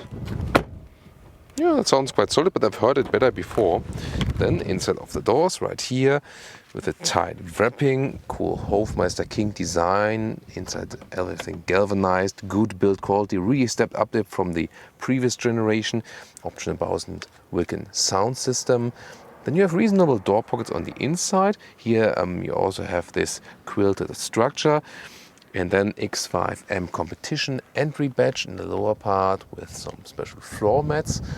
We have the steering wheel, which has the sporty form and the M colors as well. You already see the special M buttons, soon more details about that. And then the seats, they come standard for the X5 M with the X6 M, the same. With this integrated head restraint style, I would say, you can put them down, then they look totally integrated, but you can also put them up electronically. It's right there, and they move up. That looks quite fancy with an integrated logo. This is also illuminated at night, for example, and again a quilted structure. You have some microfiber on the insides right here, but that's it. Everything else is animal skin. That's of course not sport. You slide on that, it gets hot in summer. You have a seat cooling available, but it's not needed. And so far they have the philosophy, when people have a lot of money, they do not care about animals. But that's not true, so in future they should definitely change that. So only option you have here. For normal X5, you also have the more friendly, animal-friendly Sensatec material, for example. Now let's get inside, and it's of course fairly easy. You have the upright SUV seating position. These sport seats, they have a little bit more shoulder support, but they're very stiff, and the structures on the seat make it also even stiffer. So the base sport seat you would get with the, for example, M50i, when you go a step down, is more comfortable. And that's the theme for this car. Both suspension and seating wise, you get more performance, you get more sportiness on the cost of comfort. That's again nothing you can say it's good or bad. You just have to decide if that's the right thing for you. I would always go for a little bit more comfort, or like a good, better compromise of comfort and sportiness. But here with the M model, they really said, less compromise, really in the sport direction in many, many ways. Well, of course, sport here would be a microfiber surface all over the seat and also for the steering wheel.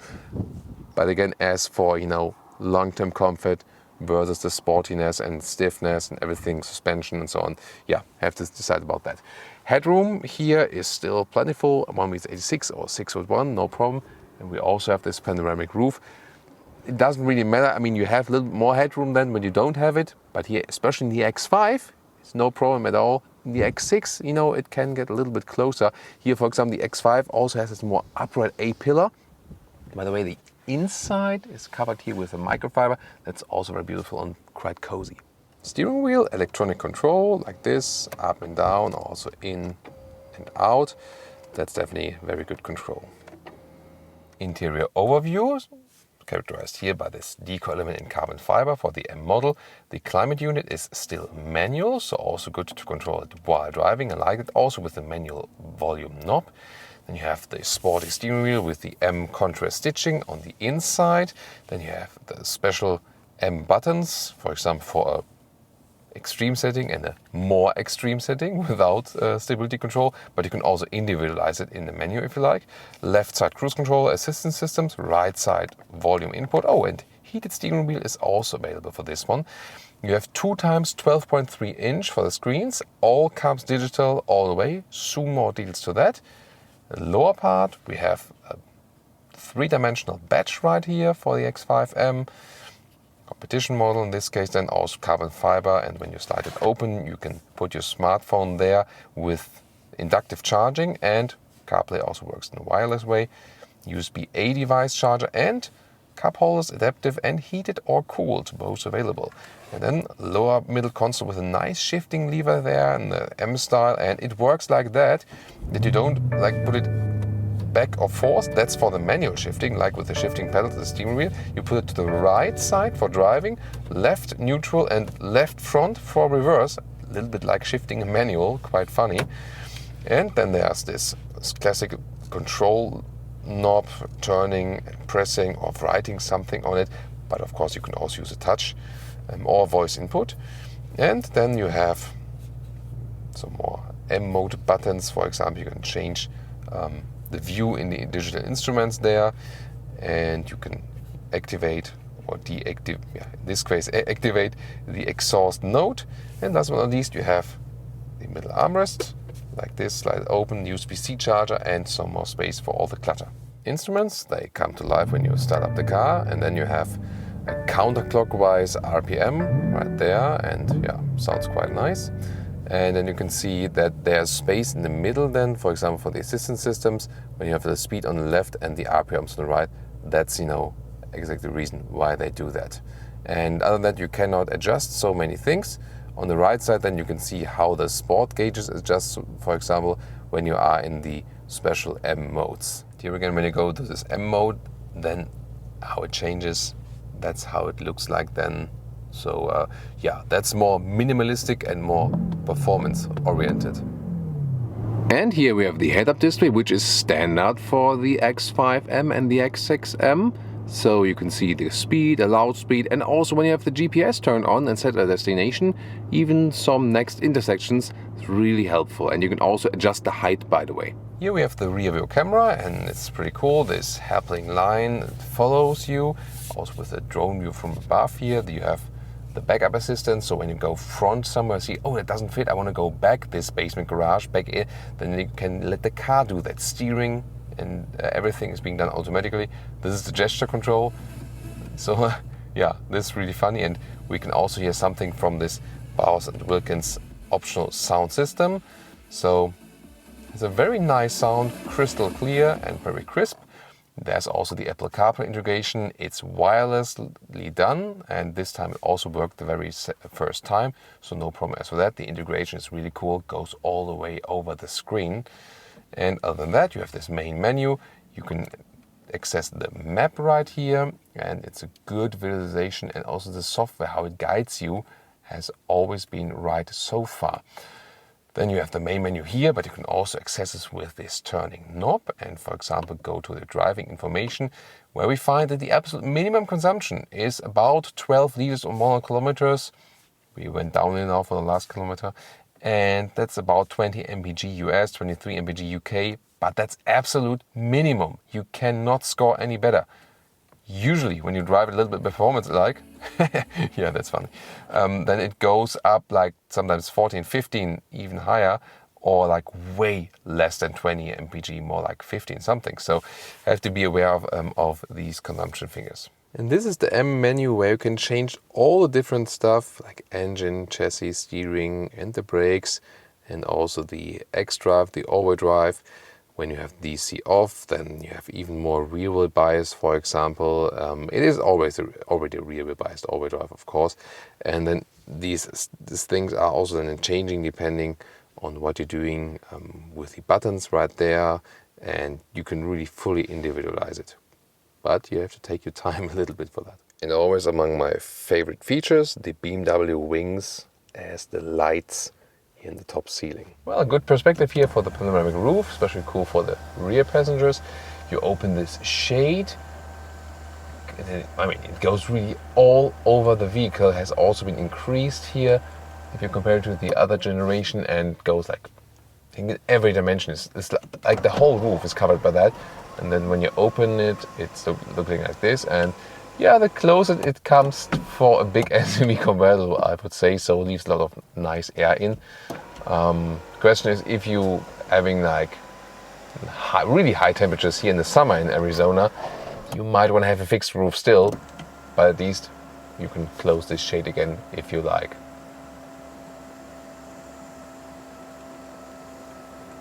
Now getting in the rear, and you have enough legroom, that's no problem. So, you know, considering it's such a long car, there's not much legroom. You know, is okay also for 4 tall adults, but that's for example where the Mercedes GLE is better as for legroom. Then again, the seating comfort here in the rear I found better than in the GLE, because here the bench is more upright, and that's also difference X5 and X6. The X6 you sit lower and also lean more backward. Here you sit more upright as for the bench. And headroom wise, this is also still okay, although again this panoramic roof is mounted right here.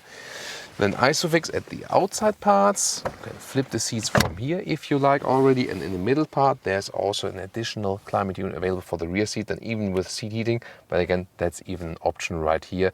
So the overall price for this car, as it stands now, yeah, about 160k. 645 until 1860 liters boot capacity. So let's see about that. You have this foot kick opening mechanism that opens the top hatch, split one here, and then you open this second one right there. And it's really cool for picnic purposes. When you sit down here, it's really a nice laser effect. Have to be aware of 2 things. First of all, when you put, like, you know, beverages here and someone is standing up and then being really close with your leg next to the trunk, it could theoretically happen that you push the button then with your leg. But, you know, that must be one thing. Second problem could be when you're sitting here, like, you know, watching something, then, you know, moving your legs like this a little bit and a little bit too far, then you can get actually in the area here of this foot kick opening or closing mechanism. And the thing is, yeah, then everything closes on you. So have to be aware of that. It's a really cool function with the split hatch, but, you know, maybe all that then without the foot kick opening or closing mechanism. And I think they should, you know, somehow a little bit better secure this lower button here also, or maybe that you can put in a lock or something that you can even enjoy your picnic situations a little bit more in, let's say, more calmness. Overall, good dimensions here. This is the base setup. Then you can also flip the seats here on the left side, and it's a very nice mechanism. Other than that, we can also put some luggage inside that you can see like this, or then even upright still fits under this cover, which is manual, and there's open left and right, not a rear rail, because there's always this 7-seater option for the X5 as well. But I think for the X5 it doesn't make too much sense, rather makes sense only for the X7, I think. So, and then just have something still on the rear seat which I want to remove, because then we can go for the full setup right there. Here we go. And I mean, considering it's a 625 horsepower car, still very breathable, usable in the trunk. And last but not least, here in the lower part, even here with hydraulic struts with some more space, or then replacement tire could also be a solution.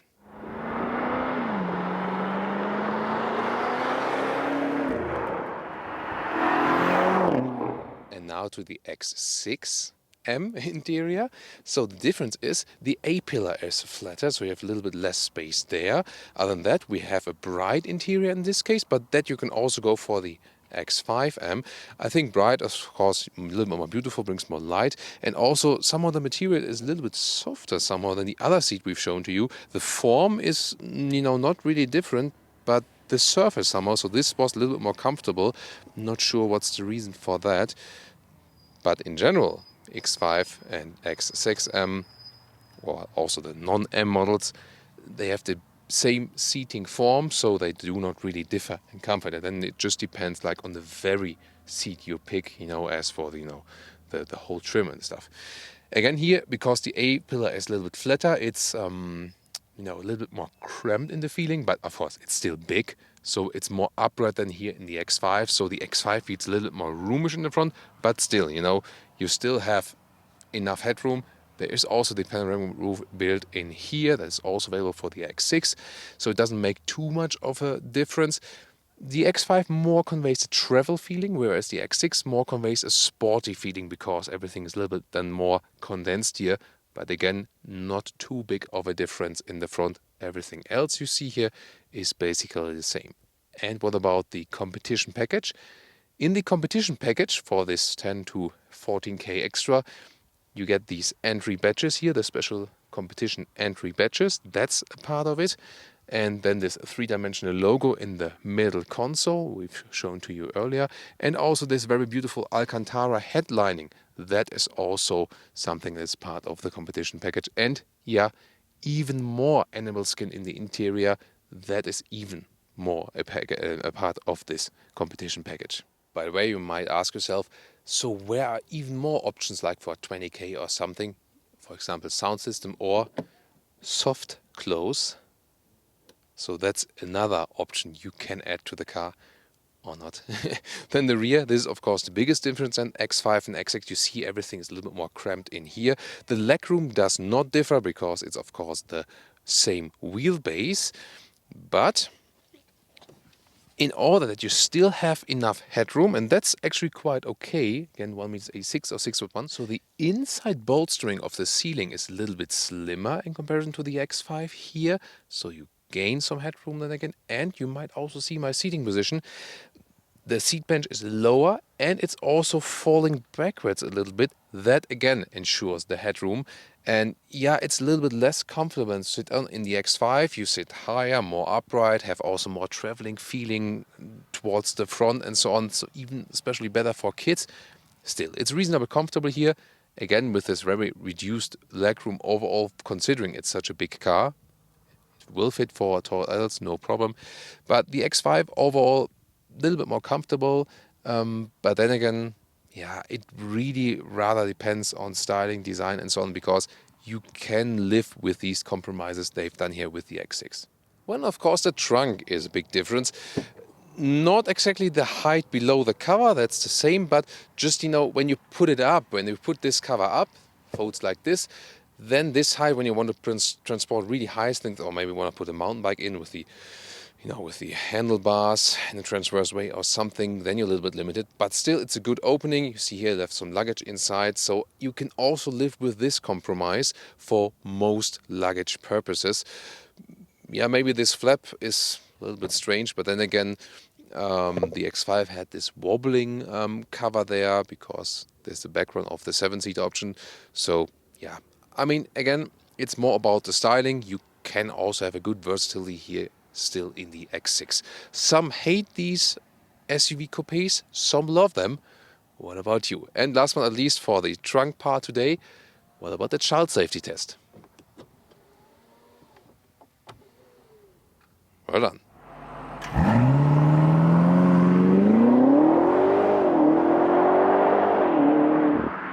We're starting with the agile launch control with the X6 M. We're switching vehicles back and forth today a little bit, and thing is, you have to go to a special sport mode here, but then you also have to go, in this case it's already right there, in this third shifting super sports mode, and then you also have to deactivate the ESC completely with holding the button. That's a little bit different than in the M performance models, where it works with the ESC Sport. Here in the true M models, it only works then with ESC completely off. So they made the difference right there. And again, only do that when you really experience closed circuit and so on and so on. And, you know, just always safety first. But sometimes you might need to accelerate very fast, and maybe then it's helping with safety, isn't it?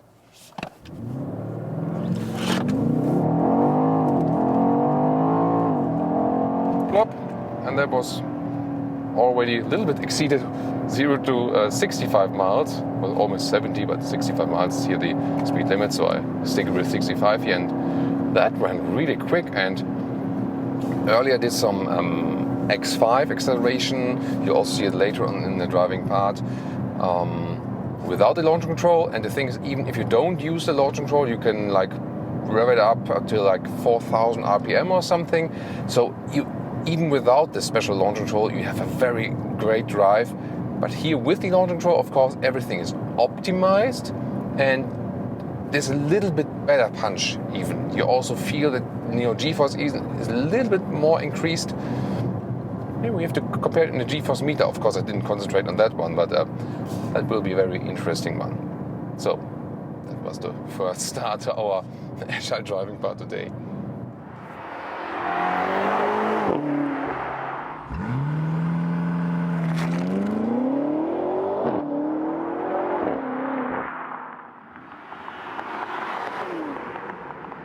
So, what about some acceleration?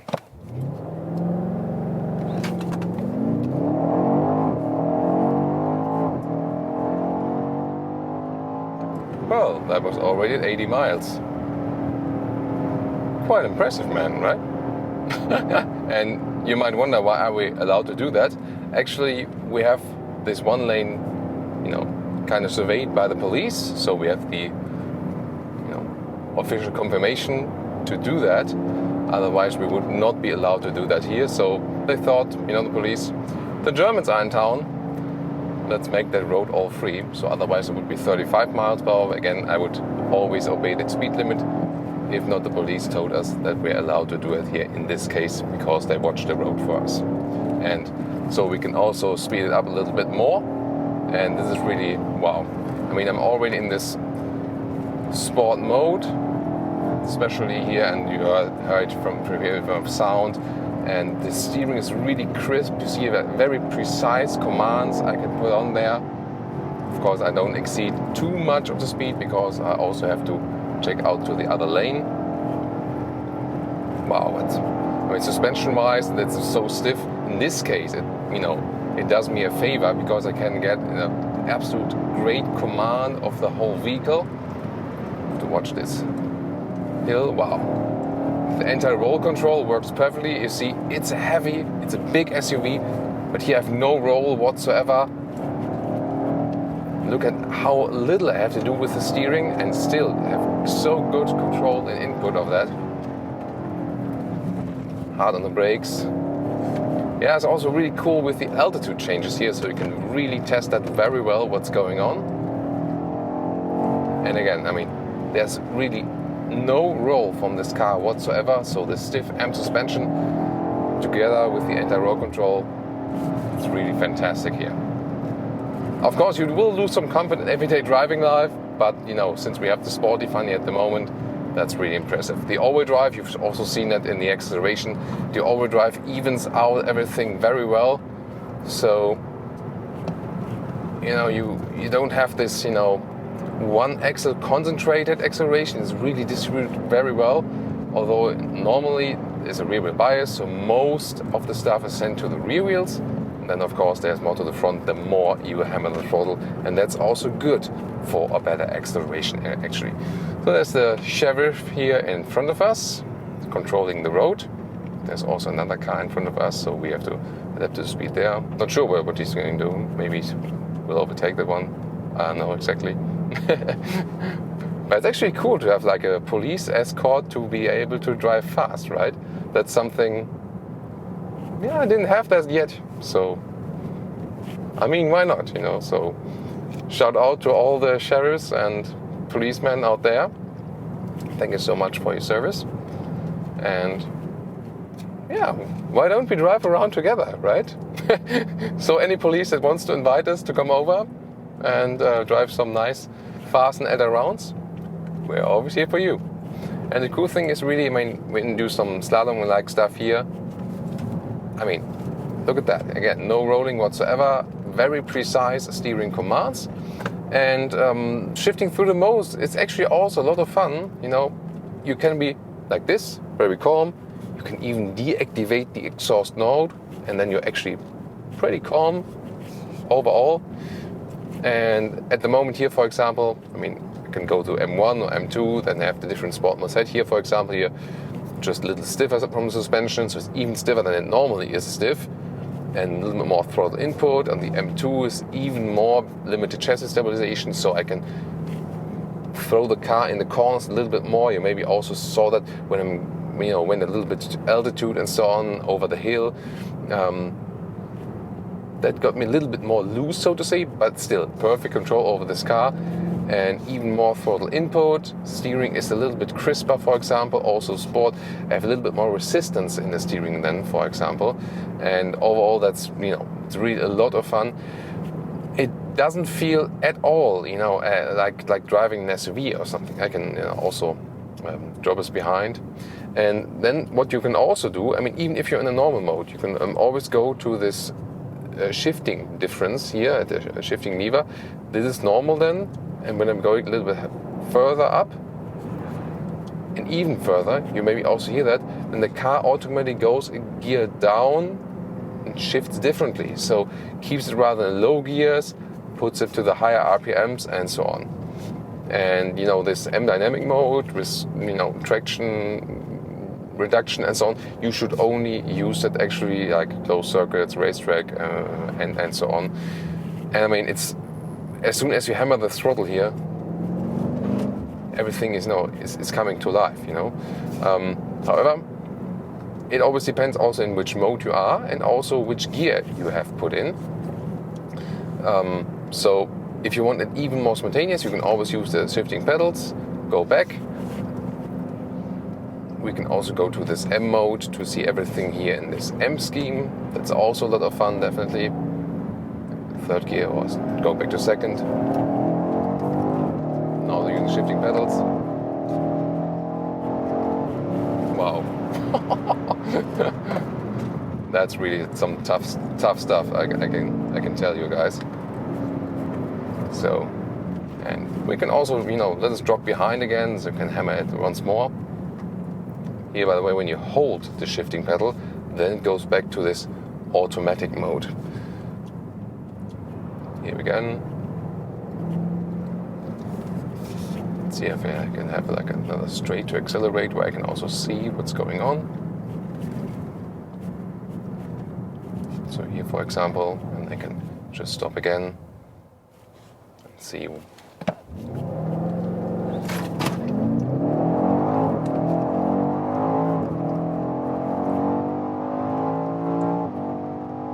That's 100 miles. Wow, that's really ridiculous. And again, I would not do that, never ever on public roads when the police wouldn't be in front of us. So really cool that we have the chance to do that here today. And I mean, it's so easy to get to speed with this vehicle. Everything feels so effortless indeed. And they really put a true sports car here on this high SUV platform. So also when I think about the Audi RSQ8, we had also like really good acceleration there. That was pretty amazing. But I felt that they did have a better compromise of sportiness and comfort. Here really everything is shifted towards the sportiness. So the more sporty and you know, comfort compromise would definitely be the M50i. This one here really goes all the way in the sports direction. And here, look at that. I mean, we're at 80 miles per hour, and how stable the car is remaining, even at these high speeds. That's really amazing. And again, usually we have everything set to kilometers per hour. Remember, we are looking at miles per hour at the moment, 80 miles per hour. Usually 50 would be the speed limit here, which is, I mean, somewhat also suitable, definitely. Also, you're still good as for noise insulation, but I feel the model is louder than a little bit louder than the base models. Also, when some stones are on the ground and so on. But I'm not sure. Maybe that's also just road surface alike. Cannot really prove that would be like a massive difference or something. But it's really astonishing that they could put even more agility into this car if you compare it to the previous generation. And I mean, already the M50i. Which we've been driving in the X6, that was already pretty amazing. Oh, now the police is getting to some speed. I guess this sheriff is also having a lot of fun today. Yeah, I never would have imagined that I drive through Arizona roads with double of the allowed current speed. So again, please do not repeat, do not do this. Again, unless you are officially allowed by the police. So Thomas Thomas 007 with the license to speed nowadays. Yeah, I like that. Yeah, that's really a lot of fun. I really always need it. Also, yeah, when I'm doing reviews, always need police escort now. Wow. So really cool driving experience, and I think GLE 53 or then soon 63 and this one here, they come quite close, I think. So AMG and BMW M really decided on going the very, very sporty way, whereas Audi more tried to focus on the sportiness comfort combination, and that's what AMG then rather does with the light AMG models, or BMW M with the M Performance models. M Performance are the light models there in this case.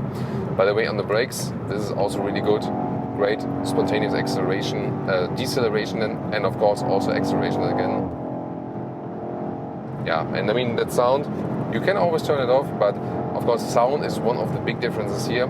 Although you know that nowadays vehicles are so well insulated that sometimes you hardly hear the sound from the exterior. So even in great performance vehicles, there are sound actuators that actually help you understand the sound overall. Yeah. But that's almost like a German Autobahn episode here. And that's in the state of Arizona. So, we always have something new for you guys here. Hope you all enjoy also, our speedy part here for today. Really cool to be able to do that. And I mean, there's so many different modes and adjustments you could actually do. You can spend hours and hours changing everything back and forth. So just as you like it. But again, be careful. You've maybe seen also already the M50i, when you have some slippery road surface because of the rear wheel bias, the car can actually slide out. Still, all-wheel drive and rear wheel bias, it can slide out in the rear. Not exactly here because it's dry tarmac and it has really a lot of grip, especially from this 350mm tires. So there has to happen a lot that they lose traction actually. But when the road is wet, that can happen quite easily overall.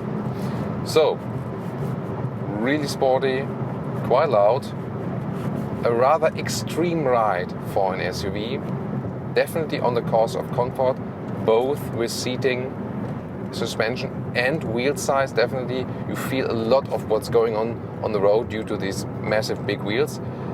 It's always some kind of trade-off. The question is then what you want. Then let's also keep it a little bit calmer and public road, and according to the regulations we go a little bit more to the motorway and look to assistance systems. So what about some motorway driving? Because I mean, most of the time that's probably what you will do in this high performance SUV, and we're here at 65 miles per hour, so that's like 110 kilometers an hour or something like that, and in the motorway. And the X5 and the X6, so both, they have a great noise insulation in general, and that's also accounting here for the M models, so no change as for that. So it stays relatively calm inside here, and when you just do cruise control and motorway, of course there's not much sound than from the exhaust, so you can still relax somewhat. I mean, yes, the base seats or even the normal sport seats are a little bit more comfortable than these here. Told you earlier, a little bit more support, but they're not necessarily more comfortable. People throwing out some garbage out of the window. I really hate that.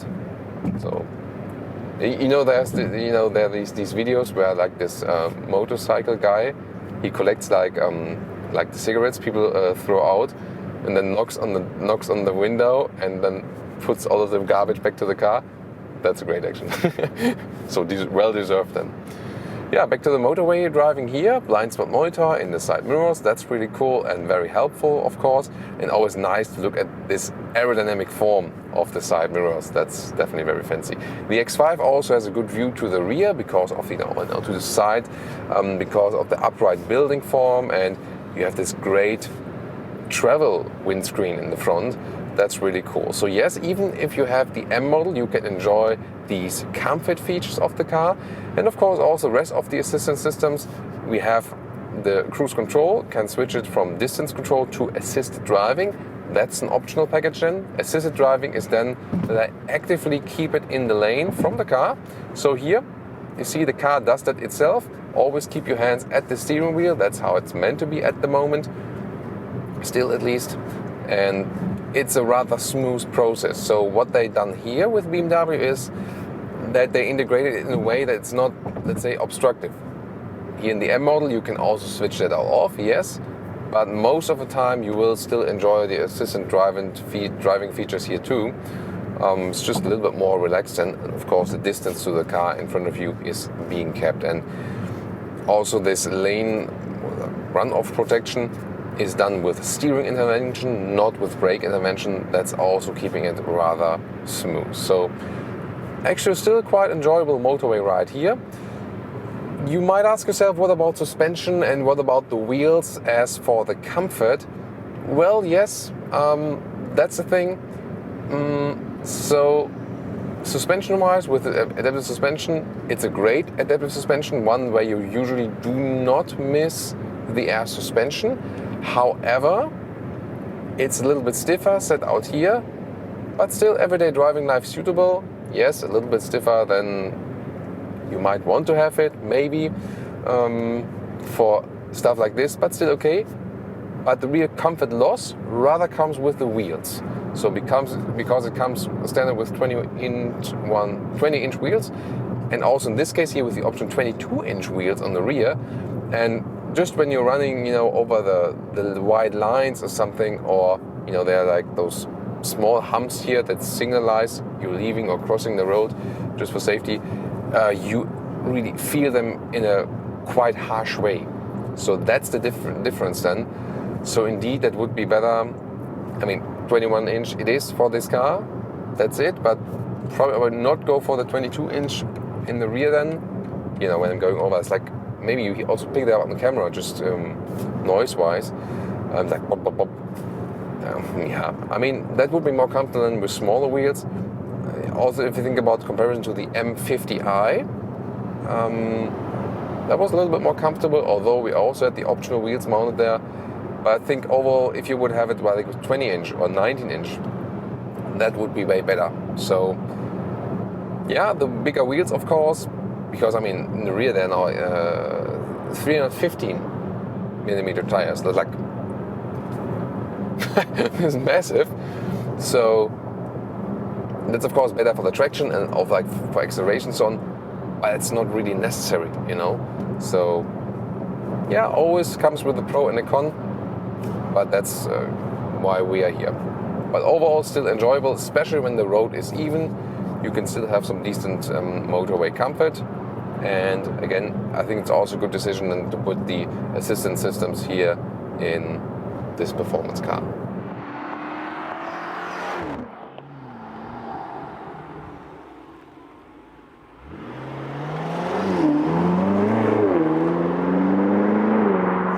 Well,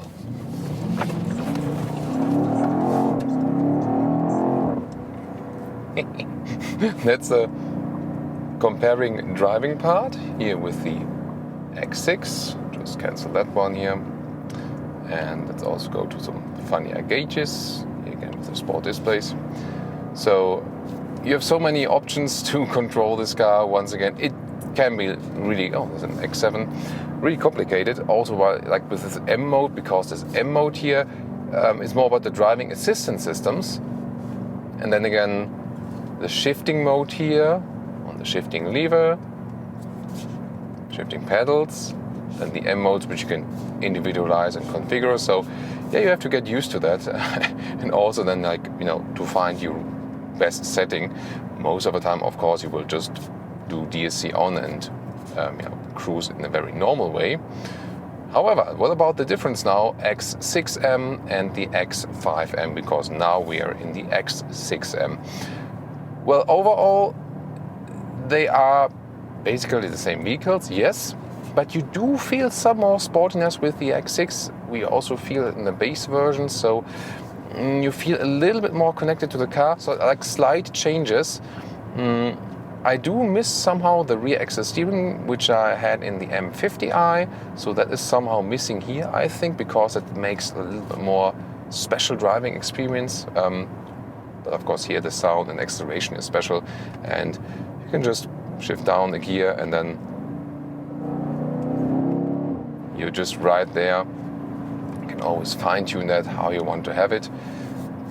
And again, I think there are some slight nuances, X5 M, X6 M, so if you are seeking for this more agile feeling and a little bit more sporty, emotional approach, then you actually right here with the X6, and if you like the visual part, and with the X5 more travel suitable as for the rear hatch and so on, a little bit more space.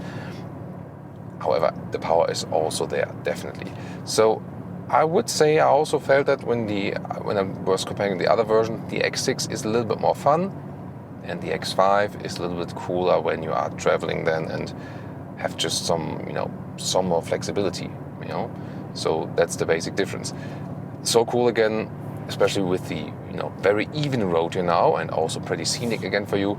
So when the road is very well done, then the suspension is superb, then there's no problem with less comfort or something, and it really feels perfect. Just again with suspension and the big wheels, when the road is bumpy, then you do have some comfort issues definitely with the true M versions here, and even more so than with the competition, because you have the 22-inch wheels in the rear. But again, I'm really having a lot of fun driving here in the X6, and I mean, driving now at about 45 miles per hour, which is allowed here.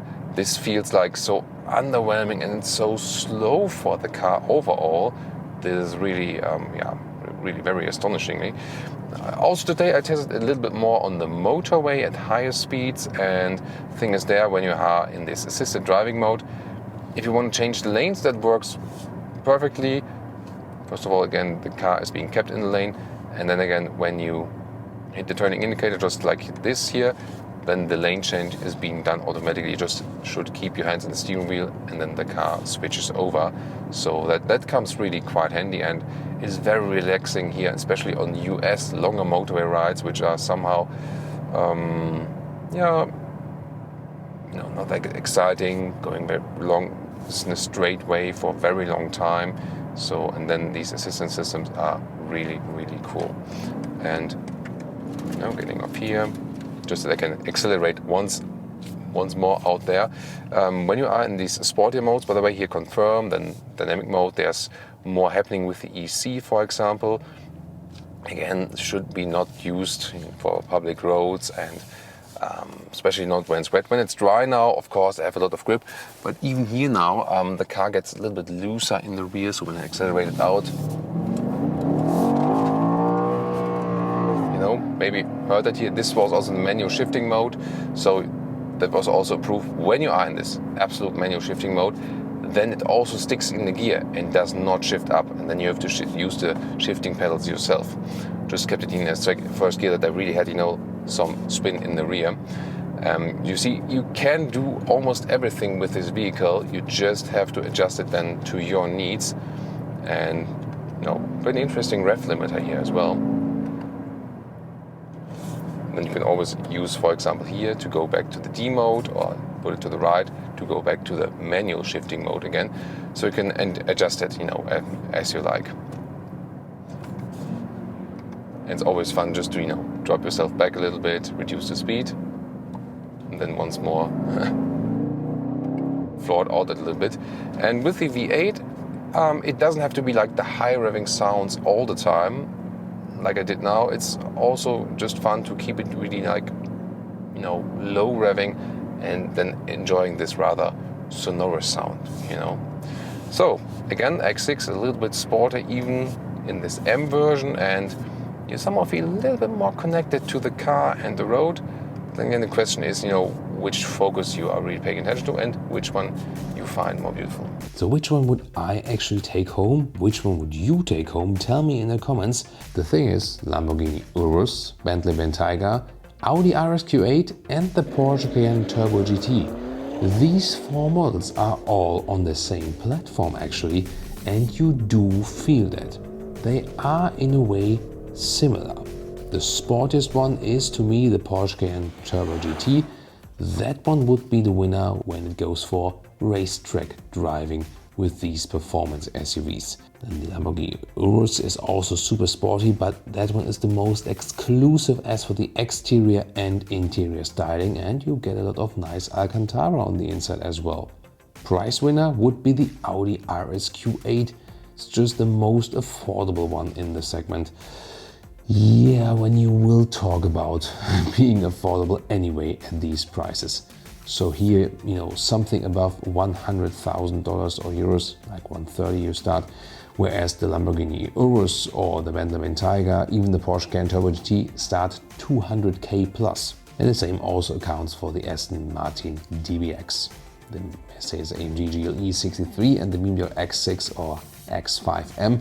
They are a little bit more expensive than the Audi, but less expensive than the ones of the true luxury brand competitors. And the Tesla Model X, well, of course, it gets the job done for being the most sustainable one, being electric and also having a fully animal-free interior. At the same time, it is also the quickest one in the acceleration. Which one is most fun to drive? Well, that one goes definitely to the four brothers from the Volkswagen AG, Lamborghini Urus, Bentley Bentayga, Audi RSQ8 and Porsche Cayenne Turbo GT. Does it make a lot of difference? Not so much, especially the Urus and the RSQ8. They are kind of similar. The Cayenne Turbo GT adds maybe some more driving dynamics, but also kind of similar. The Bentley Bentayga feels a little bit heavier and so on. But overall, these four are kind of similar, but they are at the same time also the best in driving because they all somewhat combine like the sportiness and the comfort in a very, very good way. GLE 63 and X5M or X6 M, there, for example, suspension-wise, you do feel that you have some comfort losses. The Aston Martin DBX uses a lot of old-fashioned Mercedes technology from the previous generations actually. But of course it also has a very sensual exterior. Of course, price-wise, the Lamborghini, the Bentley, the Aston Martin, they are not really justified as for the price, you know what I mean? Of course, you have a better price performance deal with Audi, BMW and Mercedes, more or less also still with the Porsche, but that's also very expensive, and also with the Tesla. But when you go more into the, hey, what's the most exclusive one? That would definitely be the Lamborghini Urus, because it just gives you the most aggressive styling and also the most going out colors and so on. Closely followed by the Aston Martin DBX. So if you take what would be the coolest supercar SUV here, the coolest performance SUV, and money doesn't play a role, I would actually go for the Lamborghini Urus. And if money does play a role, yeah, well, then rather probably for an Audi RSQ8 if I can also get some Alcantara seats there, and sadly not possible in the US. They just go into this, you know, very sporty, but at the same time still comfortable and also somewhat exclusive. And then the question is, do you want a performance SUV in disguise, or do you want the performance SUV screaming out, hey, I am the performance SUV? Which one would you go for and why? Tell me in the comments.